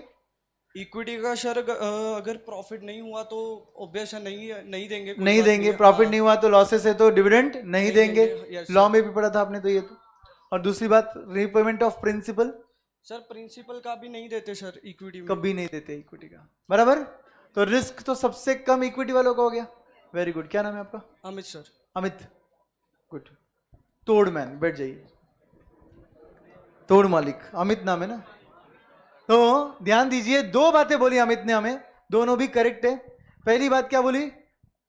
इंटरेस्ट तो देना ही पड़ेगा इररेस्पेक्टिव ऑफ, ध्यान से सुनो, प्रॉफिटेबिलिटी. Irrespective of profitability. इसके अलावा प्रिंसिपल रीपेमेंट भी करना पड़ेगा. ध्यान से सुनो, इररेस्पेक्टिव ऑफ फाइनेंशियल पोजीशन. दोनों जगह अलग वर्ड यूज किया मैंने. इंटरेस्ट तो देना ही पड़ेगा इररेस्पेक्टिव ऑफ प्रॉफिटेबिलिटी बोला मैंने. Very good. और दूसरी बात मैंने बोली, आपका प्रिंसिपल रिटर्न करना पड़ेगा, रिडीम करना पड़ेगा इररेस्पेक्टिव ऑफ फाइनेंशियल पोजीशन. मतलब कैश कितना है नहीं है कोई लेना देना नहीं है, प्रिंसिपल रीपेमेंट करना पड़ेगा. क्लियर है? What about them? No fixed commitment and no redemption of principal. तो सबसे लीस्ट रिस्की इक्विटी, सबसे ज्यादा रिस्की डेट. लिखते हैं.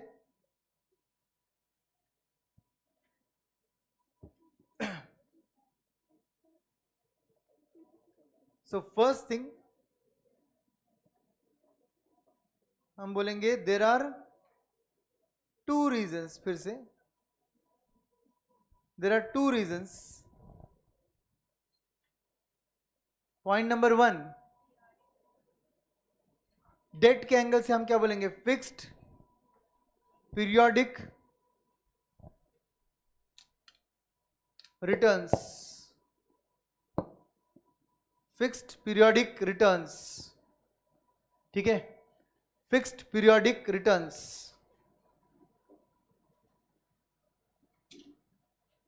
Date holders are paid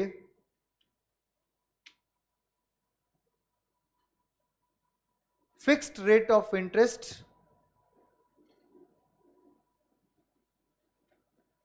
debt holders are paid fixed rate of interest irrespective of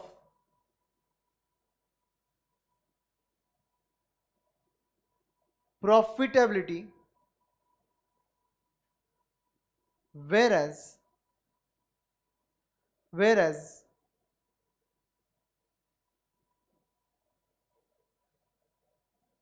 equity shareholders rate of dividend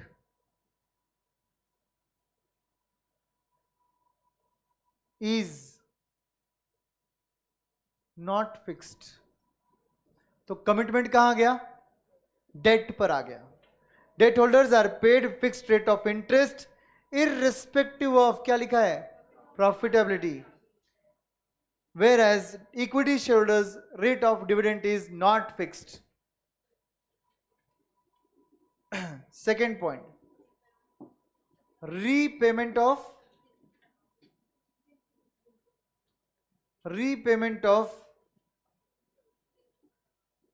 principal amount.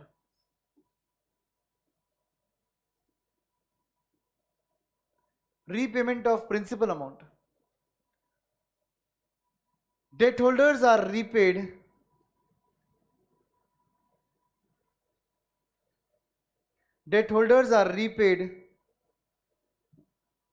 their money back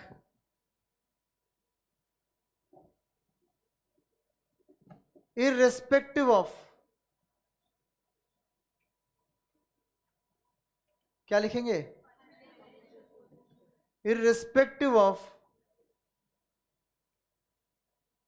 financial position,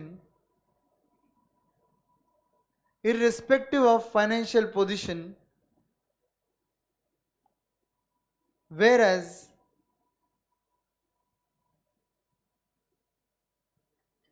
there is no redemption of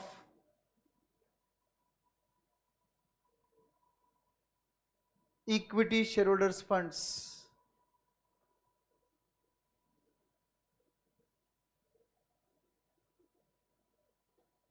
bracket में लिखेंगे except for, दो बातें कल बोली थी हमने.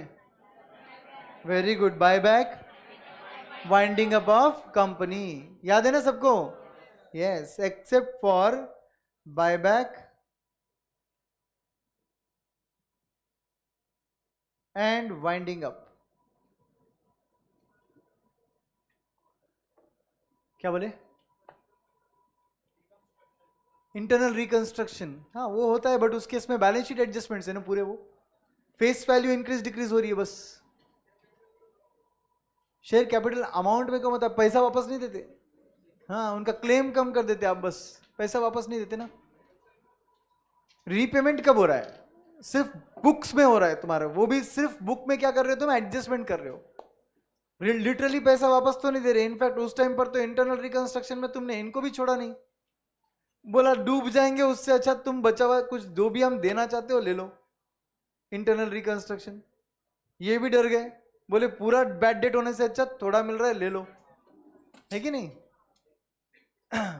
Yes guys, तो ये था आपका 2 reasons for risk and 2 reason for ऊपर क्या लिखा, cost. Are you very clear? Conceptually clear है? सर क्या ये हमें याद रखना है? बस कंसेप्ट याद रखो, बाकी वर्डिंग्स तो अपनी है, कुछ अलग नहीं है, वर्डिंग्स तो पूरे अपनी है. ठीक है, सिर्फ वर्ड्स कुछ स्पेसिफिक आ रहे. टैक्स शील्ड वो हम सिलेबस में इतनी बार यूज करेंगे कि आपको पूरा याद हो जाएगा, कॉमा फुल स्टॉप जैसे लगेगा. आप भी फाइनेंस के ही भाषा में बात करोगे क्योंकि हमारा क्लास ही वैसे होगा. तो हम कभी भी हमारे टेक्निकल वर्ड्स को छोड़ेंगे नहीं. ये वैसे भी लॉ सब्जेक्ट नहीं है कि आपका ये लैंग्वेज फाइनेंस का आना चाहिए. ये लैंग्वेज तुम्हारा वैसे भी फाइनेंस का आएगा क्योंकि क्वेश्चन में वही लैंग्वेज लिखी रहती है. Capital structure, leverage, cost of capital, everything, tax shield. ठीक है, so finally what is tax shield? Savings in taxes. एक बात याद रखिए, सिर्फ इंटरेस्ट की वजह से टैक्स शील्ड नहीं आता. टैक्स शील्ड हर वो चीज की वजह से आता है जिसकी वजह से तुम्हारा टैक्स सेव होगा. Now can you tell me, depreciation tax shield आएगा क्या? आएगा? श्योर? अब देखो कितनी अजीब बात है, इंटरेस्ट तो आप देते हो जिसकी वजह से टैक्स बचता है, डेप्रिसिएशन तो आप देते भी नहीं फिर भी टैक्स बचता है. Are you jabbing? तो इसको क्या बुलाएंगे? Depreciation tax shield. अभी जो पढ़ा वो उसको क्या बुलाएंगे? Interest tax shield. Is there something called as rent tax shield? Can there be something called as rent tax shield? Yes. क्या है rent tax shield? रेंट दिया, पीएनएल डेबिट हुआ और आने वाला टैक्स सेव हुआ. Rent tax shield. So I hope you are very comfortable with the word tax shield. हर वो चीज जो पीएनएल डेबिट होगी या ट्रेडिंग डेबिट होगा जिसकी वजह से तेरा फाइनल फिगर नेट प्रॉफिट का कम आएगा, उन सब चीजों पर तुझे मिलता है tax shield. But syllabus wise अगर मैं सिर्फ एफएम की बात करूं तो मेनली हम टैक्स शील्ड किस पर लेते हैं? बार बार जो हम लोग कंसिडर करते हैं डेप्रिसिएशन और interest mainly.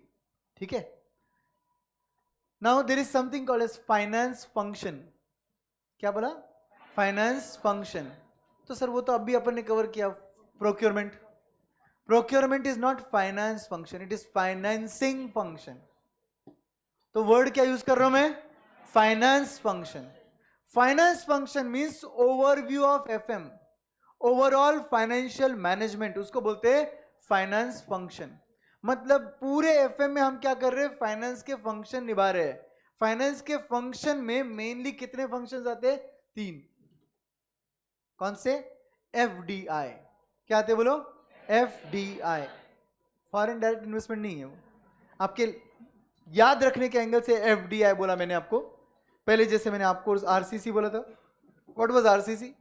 Risk, cost, control. वैसे ही सेम प्रोक्योरमेंट के वक्त ये 3 चीजें देखी जाती है. फाइनेंस फंक्शन मतलब ओवरऑल फाइनेंशियल मैनेजमेंट में 3 बेसिक फंक्शन होते हैं.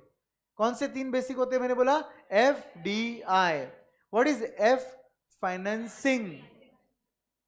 आई इन्वेस्टमेंट. D dividend. तो देखिए आपके नोट्स में आपको एक पेज नंबर 6 पर ओवरव्यू ऑफ फाइनेंशियल मैनेजमेंट मिलेगा. मिला? ओवरव्यू ऑफ फाइनेंशियल मैनेजमेंट मिला क्या? उस ओवरव्यू ऑफ फाइनेंशियल मैनेजमेंट में सबसे पहले लिखा है फाइनेंस कंट्रोलर, जिसको आप लोग सीएफओ या फाइनेंस मैनेजर बोल सकते हो. फाइनेंस कंट्रोलर मतलब जिसके हाथ में फाइनेंस का कंट्रोल है, मतलब ही फाइनेंस मैनेजर. और फाइनेंस मैनेजर क्या ट्राई करेगा? हर बार फाइनेंशियल मैनेजमेंट के थ्रू लॉन्ग टर्म में वो टारगेट करेगा कि कंपनी का शेयर वैल्यू बढ़े, कंपनी का शेयर वैल्यू बढ़े. अभी हिंडलबर्ग रिपोर्ट आया था कुछ 2 साल 1.5 साल पहले, आई थिंक साल भर पहले. अदानी के पूरे शेयर्स डाउन हो गए थे. आपको पता है उसके जस्ट पहले he was top in the world richest list में आ गया था. पता है ना सबको. और हिंडलबर्ग के रिपोर्ट के बाद वो रैंकिंग क्या हो गया? डाउन हो गया. अदानी के सेक्रेटरी को उठाओ भाई, ध्यान दे. तेरे मालिक की बात चल रही है, अदानी की बात चल रही है। Richest person, one of the richest person in the world बन गया था, टॉप 5 में थे वो। और अचानक से हिंडलबर्ग रिपोर्ट के बाद जब सभी शेयर्स की वैल्यू डाउन डाउन डाउन हो गई थी, तो उनका रैंकिंग वर्ल्ड तो छोड़ दो, एशिया लेवल पर भी डाउन हो गया था पूरा, इंडिया लेवल पर भी डाउन हो गया था पूरा। नाउ वापस से वो एशिया सेकंड रिचेस्ट है शायद अभी, या रिचेस्ट है वापस से, क्योंकि फिर से शेयर वैल्यू क्या हो गई है, बढ़ गई है, बैक टू नॉर्मल। और ये शेयर वैल्यू का इंपैक्ट आपके ये रिच लिस्ट में कैसे आ रहा है, समझा कुछ? गौतम भाई अदानी जो चेयरमैन है, चेयरपर्सन है उस कंपनियों के, सभी कंपनीज के, जितने भी अदानी के कंपनीज है, उनके पास कंपनी के शेयर होल्डिंग्स है, मल्टीप्लाइड बाय प्राइस पर शेयर अगर करेंगे तो उनका वेल्थ दिख के आ रहा है। ऑब्वियसली उसके साथ साथ उनके जितने भी लैंड, बिल्डिंग कहीं पर रहेंगे, मोटर कार जो भी रहेंगे, investments in gold, FD, mutual fund, share market, वो सब भी रहेंगे, एक्सेट्रा एक्सेट्रा, जिसको चिल्लर बोल सकते हैं आप। मगर मेन उनका क्यों रैंकिंग में आ रहा है? बिकॉज उनके पास अदानी के स्टेक शेयर्स है। और आज एक शेयर की वैल्यू क्या क्या रेट से बढ़ रही है आप देख ही रहे हो। तो ऑब्वियसली वो वर्ल्ड के टॉप 2 में, एशिया के टॉप 2 में, टॉप 3 में। तो अब बोलिए मुझे कि wealth of share holder matter करता है कि नहीं करता है? यस और नो? यस करता है, डेफिनेटली करता है। ऐसा रहता है क्या कि कोई person richest in the world है तो इसका मतलब उसके पास सबसे ज्यादा कैश, सबसे ज्यादा एफडी है, उसका ओवरऑल वेल्थ सबसे ज्यादा है? एवरीवन, यस और नो? तो भैया ये जो वेल्थ है ना, ये कंपनी संभाल के रखता है। इन्वेस्टर्स जो मेरे शेयर होल्डर्स है ना, देखो मेरी कंपनी में बहुत सारे पार्टीज है, एक डेट होल्डर है, एक प्रेफरेंस वाले लोग है, एक इक्विटी वाले, बट कंपनी किसकी है? इक्विटी वालों की है। तो डेट वाले लोग क्या है सर? आउटसाइडर्स है। इक्विटी प्रेफरेंस वाले लोग क्या है सर? इन्होंने तो मुझे फिक्स रेट से पैसा दिया है। वैसे भी जब कंपनी लिक्विडेट होगा तो इनको प्रेफरेंशियल ट्रीटमेंट मिलेगा और इनको पैसा पहले मिलेगा, सब जाने के बाद बचा हुआ आपको मिलेगा। तो मेरे रियल ओनर्स तो आप ही हुए, राइट?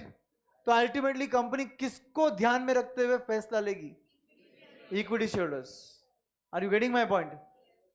आप बोलोगे नहीं सर इतने सारी पार्टीज होती कंपनी में सर, सिर्फ ये कैसे सर? ऐसे नहीं है। अल्टीमेटली क्या होता है, कंपनी ओनर्स के एंगल से सोचता है और ओनर्स तो इक्विटी वाले लोग ही है। अब अगर इक्विटी वाले लोग ही ओनर है तो मेरा लॉन्ग टर्म ऑब्जेक्टिव क्या रहेगा? इनका वेल्थ बढ़ाना है, मतलब ही मेरे कंपनी का शेयर प्राइस बढ़ाना है। That is my financial management का लॉन्ग टर्म ऑब्जेक्टिव। तो सर शॉर्ट टर्म ऑब्जेक्टिव क्या है? आप खुद ही सोच लो, शॉर्ट टर्म क्या रहेगा? एग्जैक्टली क्या कराना? प्रॉफिट कमाना। शॉर्ट टर्म ऑब्जेक्टिव है प्रॉफिट कमाना, लॉन्ग टर्म ऑब्जेक्टिव है वेल्थ क्रिएट करना, मतलब शेयर वैल्यू बढ़ाना। तो कहना से इसका मतलब शॉर्ट टर्म कहते लेने, लॉन्ग टर्म ही सोचते। अरे प्रॉफिट मैक्सिमाइजेशन होगा तभी जाके वेल्थ मैक्सिमाइजेशन होता है। शेयर वैल्यू जनरली कौन से कंपनी का बढ़ता है? जो कंपनी प्रॉफिट्स में है। Not necessarily always, but yes होता है ऐसा। तो अब ऐसे केस में अगर शेयर वैल्यू बढ़ रहा है तो शेयर वैल्यू बढ़ने से शेयर होल्डर्स का वेल्थ बढ़ेगा, और यही हमारे फाइनेंशियल मैनेजमेंट का long term vision, long term objective है। और उसको अचीव करने के लिए शॉर्ट टर्म क्या है? Profit maximization. What's your long term objective? CA. For achieving that, side by side in short term what are you doing? BCom. अभी बोला मैडम बीकॉम कर रहे हैं side by side, short term है। क्या BCom करने से सब हो जाएगा? बट बीकॉम शॉर्ट टर्म है और लॉन्ग टर्म क्या है? सीए। लॉन्ग टर्म टफ है, यस। वैसे यहां पर भी फाइनेंशियल मैनेजमेंट का लॉन्ग टर्म ऑब्जेक्टिव जो वेल्थ मैक्सिमाइजेशन है ना, वो भी टफ है।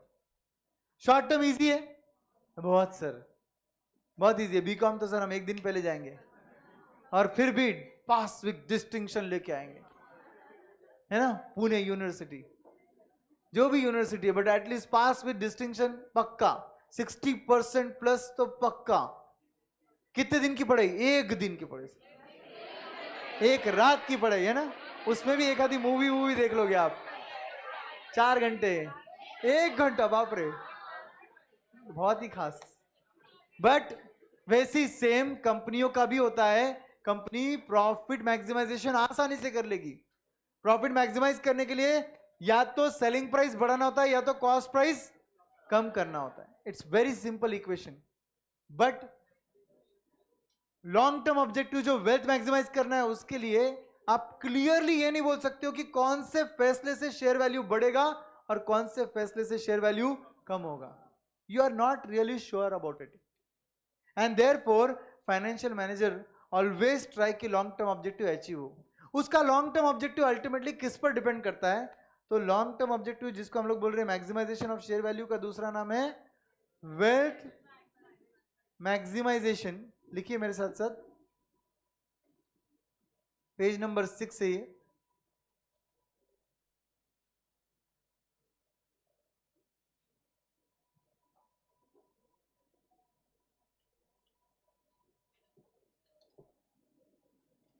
नाउ वेल्थ मैक्सिमाइजेशन के लिए फाइनेंशियल डिसीजंस लेने होंगे। फाइनेंशियल डिसीजंस जिसको हम फाइनेंस फंक्शन भी बोलते हैं, यहां पर लिखिए फाइनेंस फंक्शन।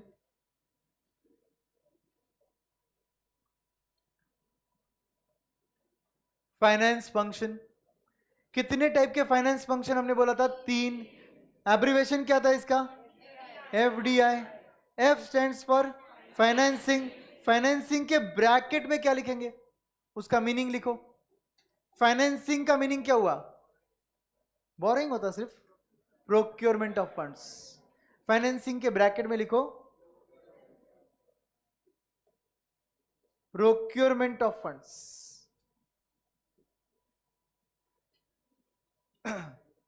डी का लॉन्ग फॉर्म क्या है? Dividend decisions.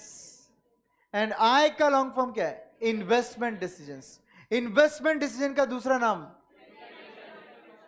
Utilisation of funds. तो क्या हमने ये तीनों पार्ट कवर किए थे?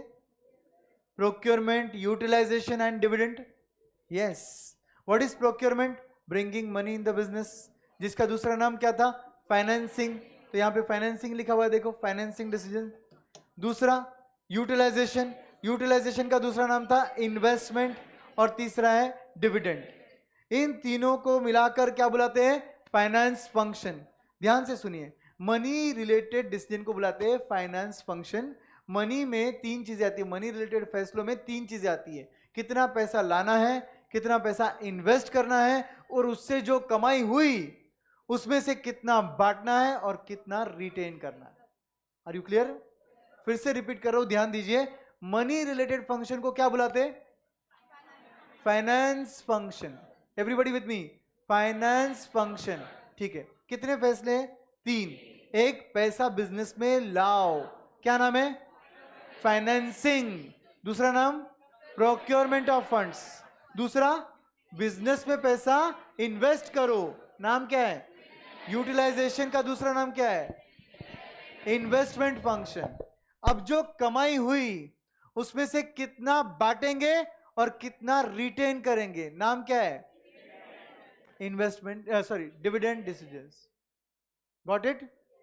बोलो, पैसा बिजनेस में लाया, फिर उसे इन्वेस्ट किया, उस कमाई में से डिस्ट्रीब्यूट किया, बचा हुआ रिटेन किया। तो ये पूरे फैसले किससे रिलेटेड है? मनी रिलेटेड है, इसलिए इसका नाम क्या है? Finance function. I am repeating, exam में एक क्वेश्चन आ सकता है, right a short note on finance function. Right a short note on finance function. कितनी बातें आएगी?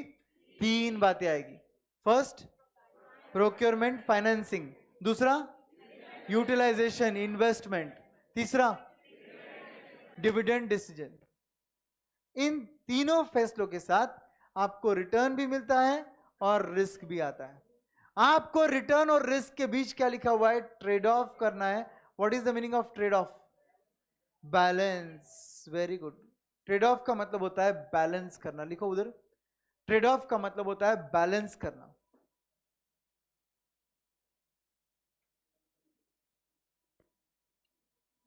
बेटा बुक्स नहीं है तो कोई वरी मत करो, ये जो मैं लिख रहा हूं ना, ये लिखा हुआ पीडीएफ भी आपके साथ मेरे टेलीग्राम पे मैं शेयर कर दूंगा। मेरा टेलीग्राम सबने ज्वाइन नहीं किया है अब तक, ज्वाइन कर लो, आपका ही फायदा है, मेरा फायदा नहीं है उसमें कुछ भी। First name is CA Prashant Sarda dash intermediate FM, ये मेरे चैनल का नाम है, सिर्फ एक्सक्लूसिवली इंटर के लिए बना हुआ चैनल है, आप सब्सक्राइब कर लो। इधर मेरे लिखे हुए ये पूरी चीजें मैं आपको चैप्टर के एंड में सेंड कर दूंगा, चैप्टर के एंड में। मीनवाइल इसका सॉफ्ट कॉपी आपके पास अवेलेबल है, ठीक है, आप भी लिख सकते हो। तो can we expect a theory question, you writing it properly? क्या क्वेश्चन आएगा? Short note on finance function, okay. कितनी चीजें आएगी? 3। F D I, what is F? Financing, what is D? Dividend, what is I? Investment. तीनों के साथ क्या मिलेगा? Return and risk. इन दोनों को आपको बैलेंस करना है, okay. Now objectives of financial management, कितने ऑब्जेक्टिव्स हैं? 2, एक शॉर्ट टर्म और एक लॉन्ग टर्म। शॉर्ट टर्म को क्या बोलते हैं? Profit maximisation. लॉन्ग टर्म को क्या बोलेंगे? Wealth maximisation. Everybody, profit maximisation as an objective has certain disadvantages.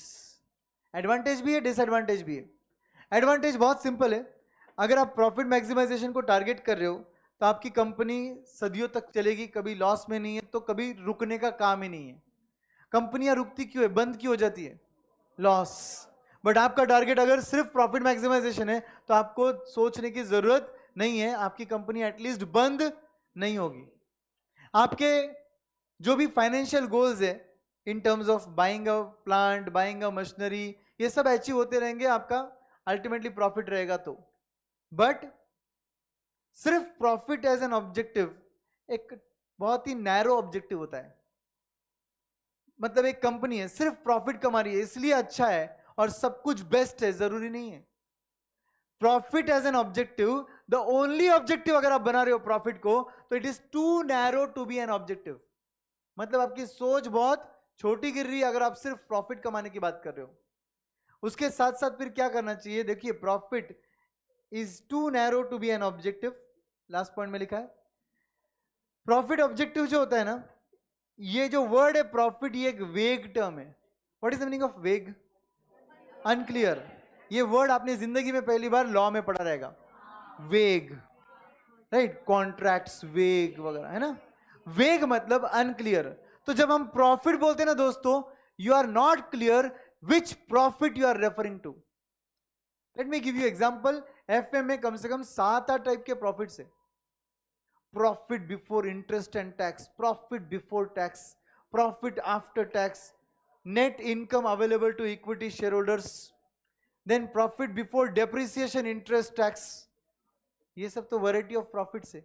EBIT, EBT, EAT, ये सब इनके नाम है, शॉर्ट फॉर्म्स। एग्जाम में शॉर्ट फॉर्म्स लिखे जा सकते हैं एफएम के पेपर में, no problem. EBIT, EBT, what is the long form of EBIT? Earnings before interest and tax. सोचना पड़ेगा आपको और उस हिसाब से बना रहे हैं हम लोग। What is EBT? Earning before tax. What is EAT? Earning after tax. What is NI?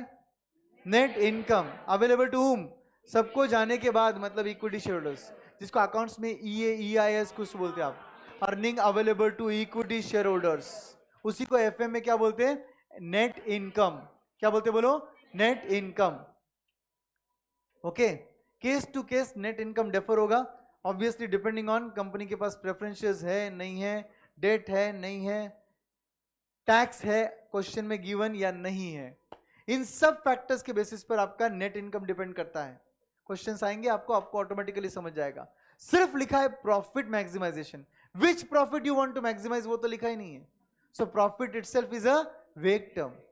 In fact मैं तो बोलता हूं मैक्सिमाइजिंग ऑफ प्रॉफिट में मैक्सिमाइजेशन वर्ड भी वेग है।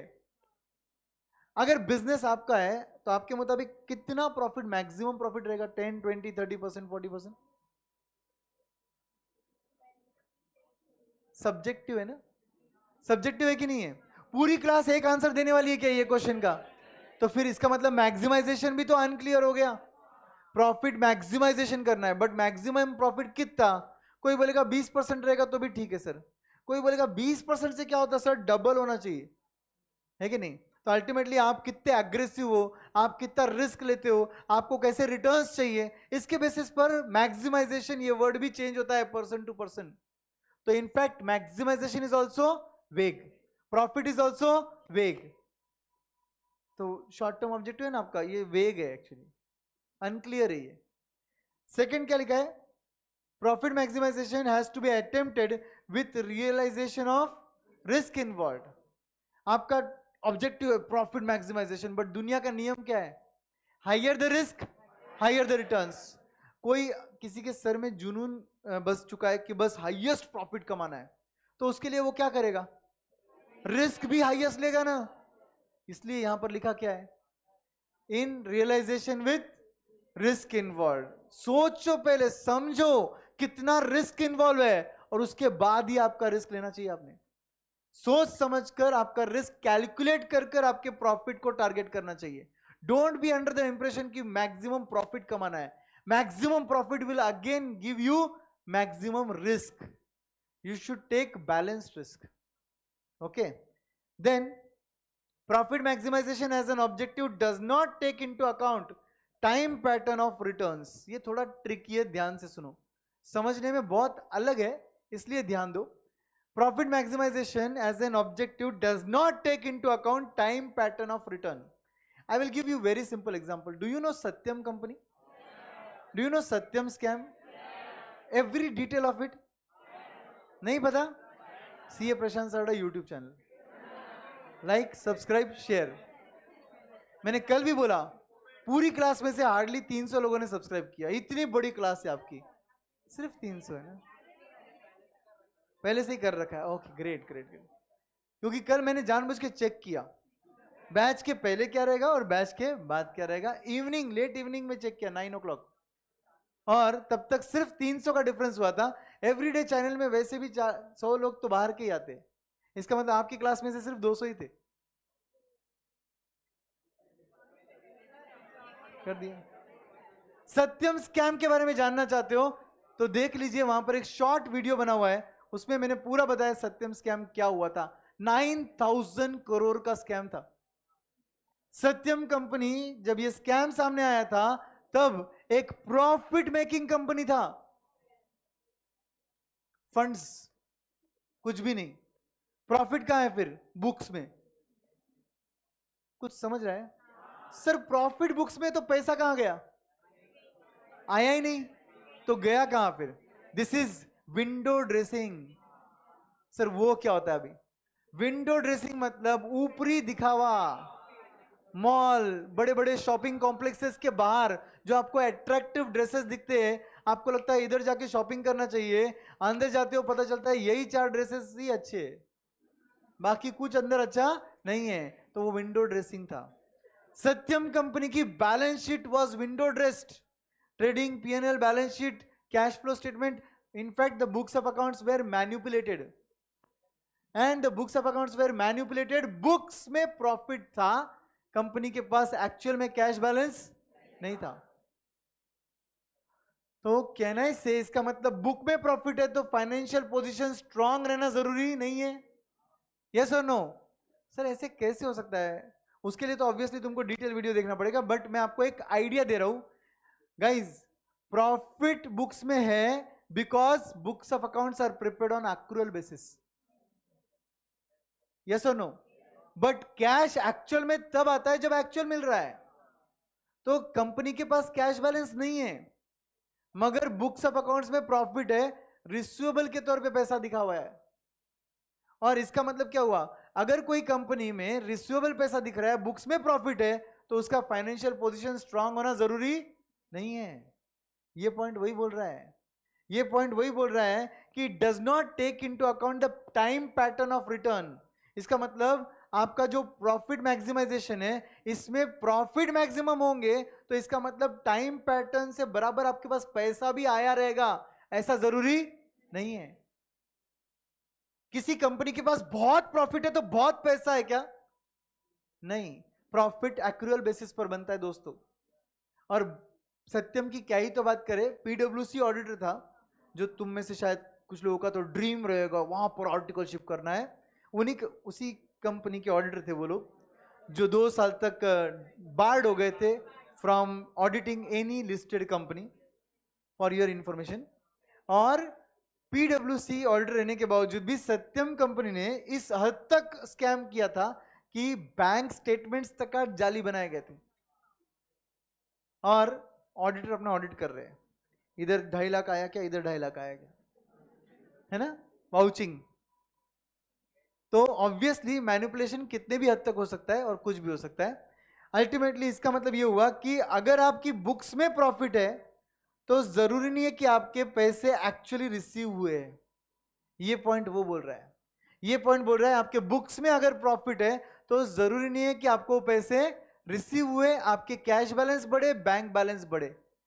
शायद आपने प्रॉफिट रिसीवेबल बोलकर दिखाया है, डेटर से पैसा आना बाकी है, स्टॉक बहुत है, ऐसा किया रहेगा, बट रियल में ना स्टॉक है ना कोई डेटर है, सब जाली है। Got the point? तो प्रॉफिट मैक्सिमाइज होना, इसका मतलब suppose for example financial year 24-25 में मेरा प्रॉफिट है 30 करोड़, तो इसका मतलब 30 करोड़ कैश आया रहेगा, जरूरी है क्या? कहने से इसका मतलब हार्डली 1-2 करोड़ कैश आया रहेगा, बाकी सब रिसीवेबल रह सकता है। बुक्स ऑफ अकाउंट्स में प्रॉफिट फिर भी कितना दिखेगा?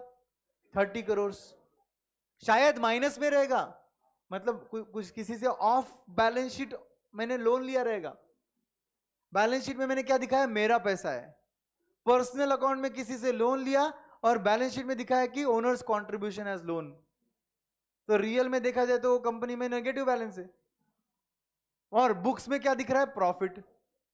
मेरा पैसा बुक्स में बढ़ रहा है, मेरे पास रियल में पैसा ही नहीं है।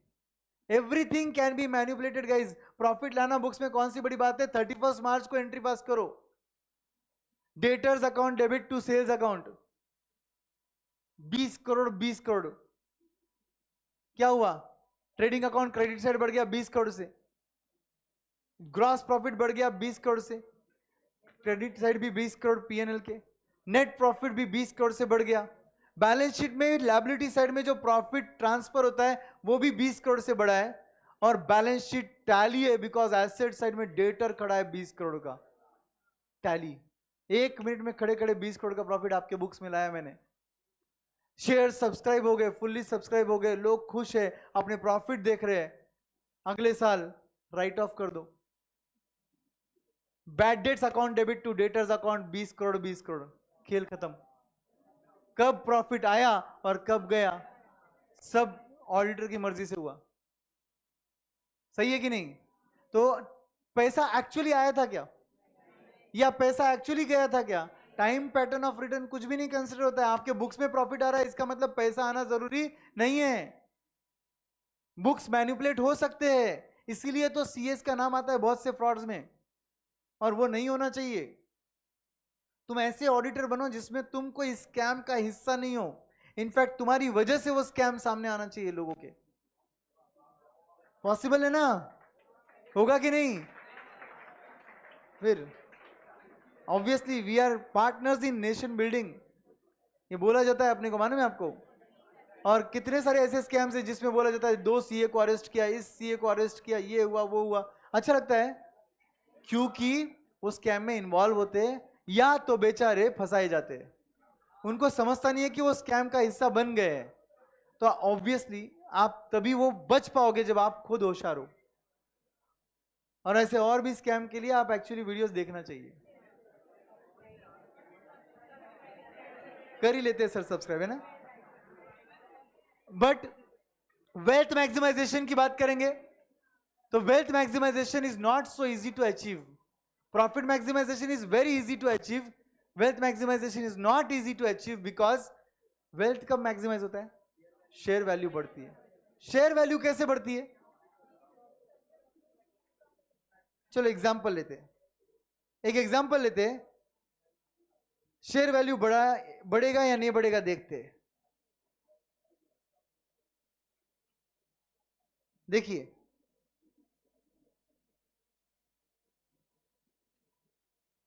डिमांड सप्लाई से सब कुछ चलता है, आपको भी पता है। ये मेरे शेयर्स का डिमांड है, मेरे शेयर्स का ये सप्लाई है, यहां पर इक्विलिब्रियम पॉइंट है, और ये मेरे कंपनी का शेयर का भाव चल रहा है, ये मेरा क्वांटिटी इक्विलिब्रियम है। शेयर का भाव, ये जो पी प्राइस है, ये चल रहा है 2927 एग्जाम्पल है ये रिलायंस का प्राइस, अप्रोक्सीमेटली इसके आसपास है, ठीक है। और ये क्वांटिटी है।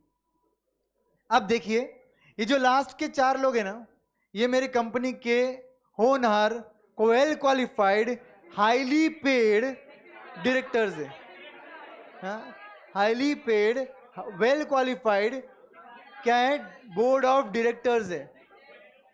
और सुनिए, इनको मैंने एज ओनर, मतलब अपन मोटा भाई हो गए, मैंने टारगेट दिया है कि लॉन्ग टर्म ऑब्जेक्टिव अचीव करो, शॉर्ट टर्म तो खैर अचीव हो ही जाएगा। रिलायंस से मतलब धंधे के लिए बना है, प्रॉफिट तो कमाने ही वाला है, राइट। गुजराती आदमी कमा ही लेगा कुछ ना कुछ करके, रिसेशन में भी कमाएगा, बट वेल्थ मैक्सिमाइजेशन करना था मेरा। फाइनेंशियल मैनेजमेंट का लॉन्ग टर्म ऑब्जेक्टिव था वेल्थ मैक्सिमाइज करना। ये 4 मेरे फाइनेंस बोर्ड ऑफ डायरेक्टर्स है, ये फाइनेंस कंट्रोलर भी इसमें से वो 5th one, okay 5th one तो ये हुई ना, हाँ लीडी finance controller, okay board of directors, finance controller, सबकी हमने ज्वाइंट मीटिंग ली और इनको टारगेट दिया कंपनी का वेल्थ बढ़ाना है, शेयर वैल्यू बढ़ाना है। ये सब लोग सोच रहे कि शेयर वैल्यू बढ़ाना है, कैसे बढ़ाएंगे, कैसे बढ़ाएंगे, क्या करोगे आप दिन रात सोच रहे हो कैसे बढ़ाओगे। एक्चुअली बोलता हूं मैं आपको, शेयर वैल्यू बढ़ाना is not a joke, because company के कौन से फैसले से मार्केट क्या रिएक्ट करेगा ये भरोसा नहीं होता है। आप सब लोग शेयर होल्डर हो, सपोज ये बोर्ड ऑफ डायरेक्टर्स है, 1 महीना 2 महीने इन्होंने काम किया, पूरा पूरा पूरा रिसर्च किया, और उसके बाद इन्होंने बोला सर शेयर वैल्यू बढ़ाने के लिए हमारे पास एक तरकीब है सर, ठीक है। मैंने बोला आर यू श्योर, ये बोलते यस सर, कॉन्फिडेंस से एकदम, ठीक है। और मैंने बोला बताओ क्या आइडिया है आपके पास, इन्होंने बता दिया मुझे आइडिया क्या है। मैंने बोला आर यू श्योर ये आइडिया से हमारा शेयर वैल्यू बढ़ेगा, बोले सर 100% श्योर, मस्त हो जाएगा सर, बहुत अच्छा हो जाएगा, ये शेयर वैल्यू कम से कम 3200 के ऊपर जाएगा सर, अब भी अनाउंसमेंट के तुरंत बाद। मैंने बोला ठीक है चलो एक काम करो, extra ordinary general meeting call करो, सभी शेयर होल्डर्स जो अपने सबको बुलाओ और ये अनाउंसमेंट सबके सामने करेंगे, प्रेस कॉन्फ्रेंस वगैरह सब लेंगे। तो यहां पर स्टेज सज चुका है, आप सब लोग जो हमारे शेयर होल्डर्स हो, अलग अलग देश के पार्ट्स से यहां पर मुंबई में आए हो, ये मुंबई में उनका हेड ऑफिस है, वहां पर ये मीटिंग हो रहा है, ठीक है। कोई गुजरात से आया है, मध्य प्रदेश, राजस्थान, दिल्ली, उड़ीसा, बिहार, सब जगह से यहां तक पहुंचे। मेनली गुजरात की पब्लिक ज्यादा है, इन्वेस्टर तो गुजरात के ही ज्यादा होते भाई, और मुंबई के इन्वेस्टर तो है ही। अगर आप सच में ये एक्स्ट्राऑर्डिनरी जनरल मीटिंग तक पहुंचे हो, इसका मतलब सबके पास तगड़ा इन्वेस्टमेंट रहेगा, तभी तो रेगुलर धंधे छोड़कर यहां तक पहुंचे हो। एक एजीएम के लिए सिर्फ सब आ गए, डोर्स क्लोज हो गए, ये सब लोग स्टेज पे है और अब अनाउंसमेंट हो रहा है, ओके डोर्स क्लोज हो गए मतलब हॉल में आ गया, डोर क्लोज नहीं है बट हॉल में आ गए, मस्त एसी हॉल है, टकाटक एकदम दिखने के लिए खतरनाक एकदम। और अब रिलायंस का अनाउंसमेंट करने के लिए हमारे लेडी सीएफओ, क्या नाम बताया आपने, जिया,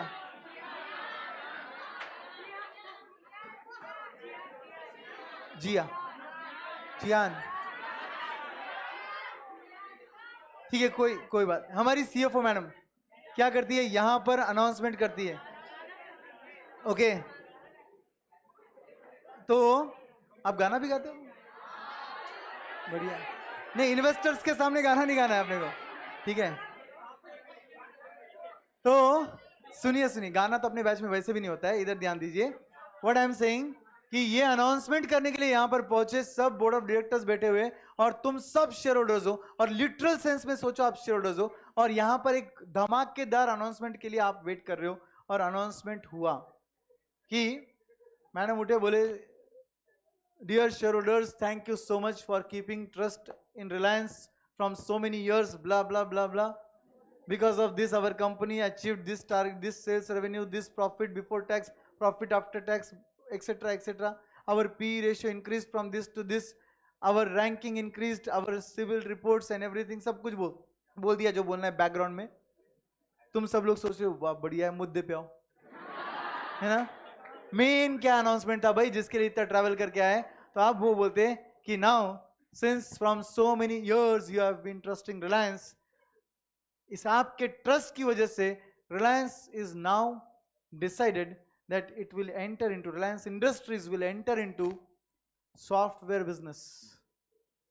You trusted us when we entered jewelry business, when we entered electronic business, when we entered even the footwear business.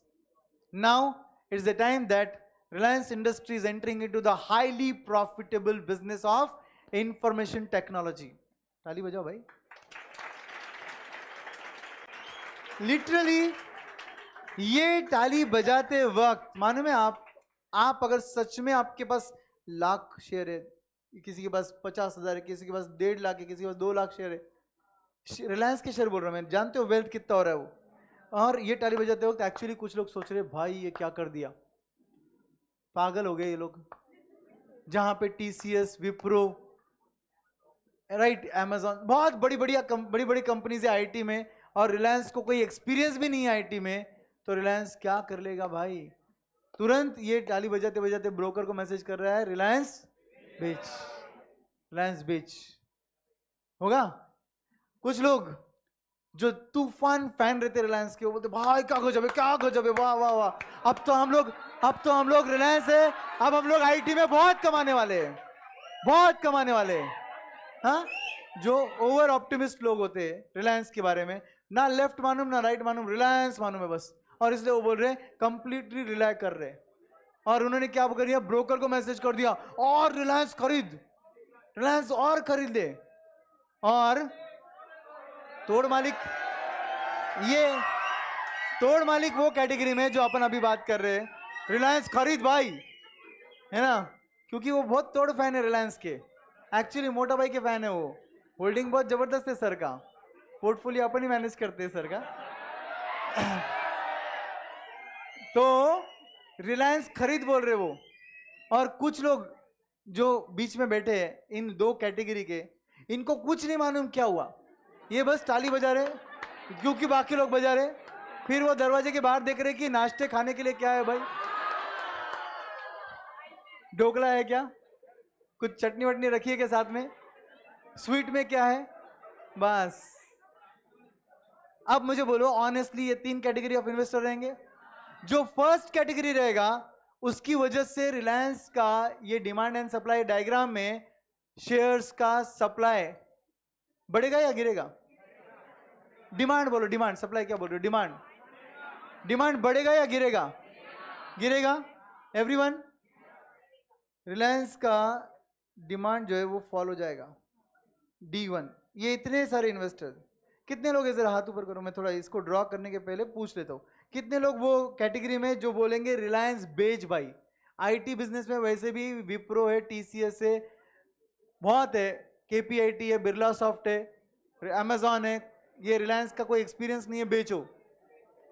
ठीक है, ओके, ठीक है, आप भी देख लो कितने लोग हाथ ऊपर किए थे. ठीक है, अब इसकी वजह से ये डिमांड जो है ये पीछे आ जाएगा, गिर जाएगा डिमांड, करेक्ट. या चलो एक काम करते हैं, इनकी वजह से सप्लाई बढ़ा देते. इन्होंने बेचा ना, तो इनकी वजह से सप्लाई क्या हो जाएगा, बढ़ जाएगा. ठीक है, what about those people who are buying it.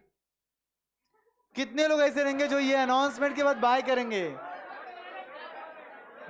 Influential buyer को देख के बाय मत करो, इन्फ्लुएंशियल बायर को देख के बाय मत करो. ये मोटा भाई के राइट हैंड रहते, ये इनका सेटिंग रहता मोटा भाई के साथ डायरेक्टली. बोलो ऑनेस्टली बोलो, कितने लोग बाय करने वाले भाई. तो बाकी लोग क्या नाश्ता ठूसने आए क्या इधर, तो बाइंग के लिए इतने कम लोग हैं. तो आप बोलिए, जो लोगों ने बाय बोला है उनकी वजह से डिमांड बढ़ेगा. डिमांड मगर सिर्फ इतना सा बढ़ा दोस्तों, क्योंकि लोग कम थे, डिमांड इतना सा बढ़ा और सप्लाई ज्यादा बढ़ा. न्यू डिमांड न्यू सप्लाई का इंटरसेक्शन थोड़ा नीचे हुआ इधर E1. और मेरे हाईली पेड डायरेक्टर्स, CFO, नया प्राइस P1 2800 के नीचे जा रहा है.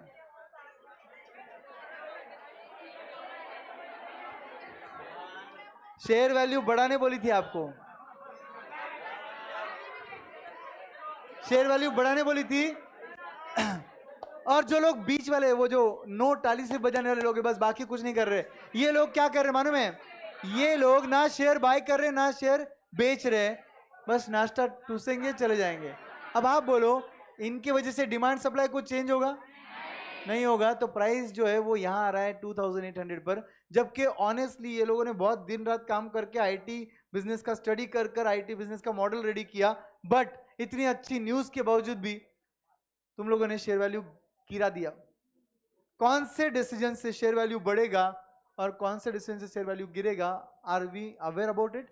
नो, क्लियर रिलेशनशिप नहीं है, and there creates management anxiety and frustration. Top level management जो होते हैं ये एंजाइटी एंड फ्रस्ट्रेशन में रहते हैं, because constant pressure long term objective achieve करने का है, that is wealth maximisation. But इनको समझता ही नहीं कि वेल्थ मैक्सिमाइज कैसे होगा, क्योंकि कौन से फैसले से शेयर्स लोग बाय करेंगे और कौन से फैसले से शेयर्स लोग बेचेंगे, nothing can be determined. Real world में भी ऐसी होता है। एक कंपनी है जिसके रिजल्ट्स बहुत अच्छे आए, रिजल्ट्स जिस दिन आए ना उस दिन शेयर वैल्यू गिरती। यस, आप लोग हैरान हो रहे होंगे, बट फैक्ट है ये। रीजन बहुत सिंपल है, रिजल्ट्स अच्छा होने वाला है ये पहले से लोगों को पता चल जाता है, और रिजल्ट के 4 दिन पहले या हफ्ते भर पहले ही शेयर वैल्यू बढ़ जाता है। जिस दिन रिजल्ट आता है उस दिन ये रिजल्ट को देख के कुछ लोग और बाय करते, और जिन लोगों ने पहले बाय किया था वो लोग सेल कर देते। तो वो बड़े क्वांटम वाले लोग जब सेल करते तो शेयर वैल्यू वापस नीचे आ जाता है। This happens. Everyone understood? तो wealth maximisation, profit maximisation clear? Okay, अब तक आपको लग रहा होगा एफएम थ्योरी है। कल का स्टार्टिंग से ही हम लोग एफएम का प्रैक्टिकल पार्ट स्टार्ट करेंगे, time value of money. Thank you very much friends, see you tomorrow, bye bye, take care.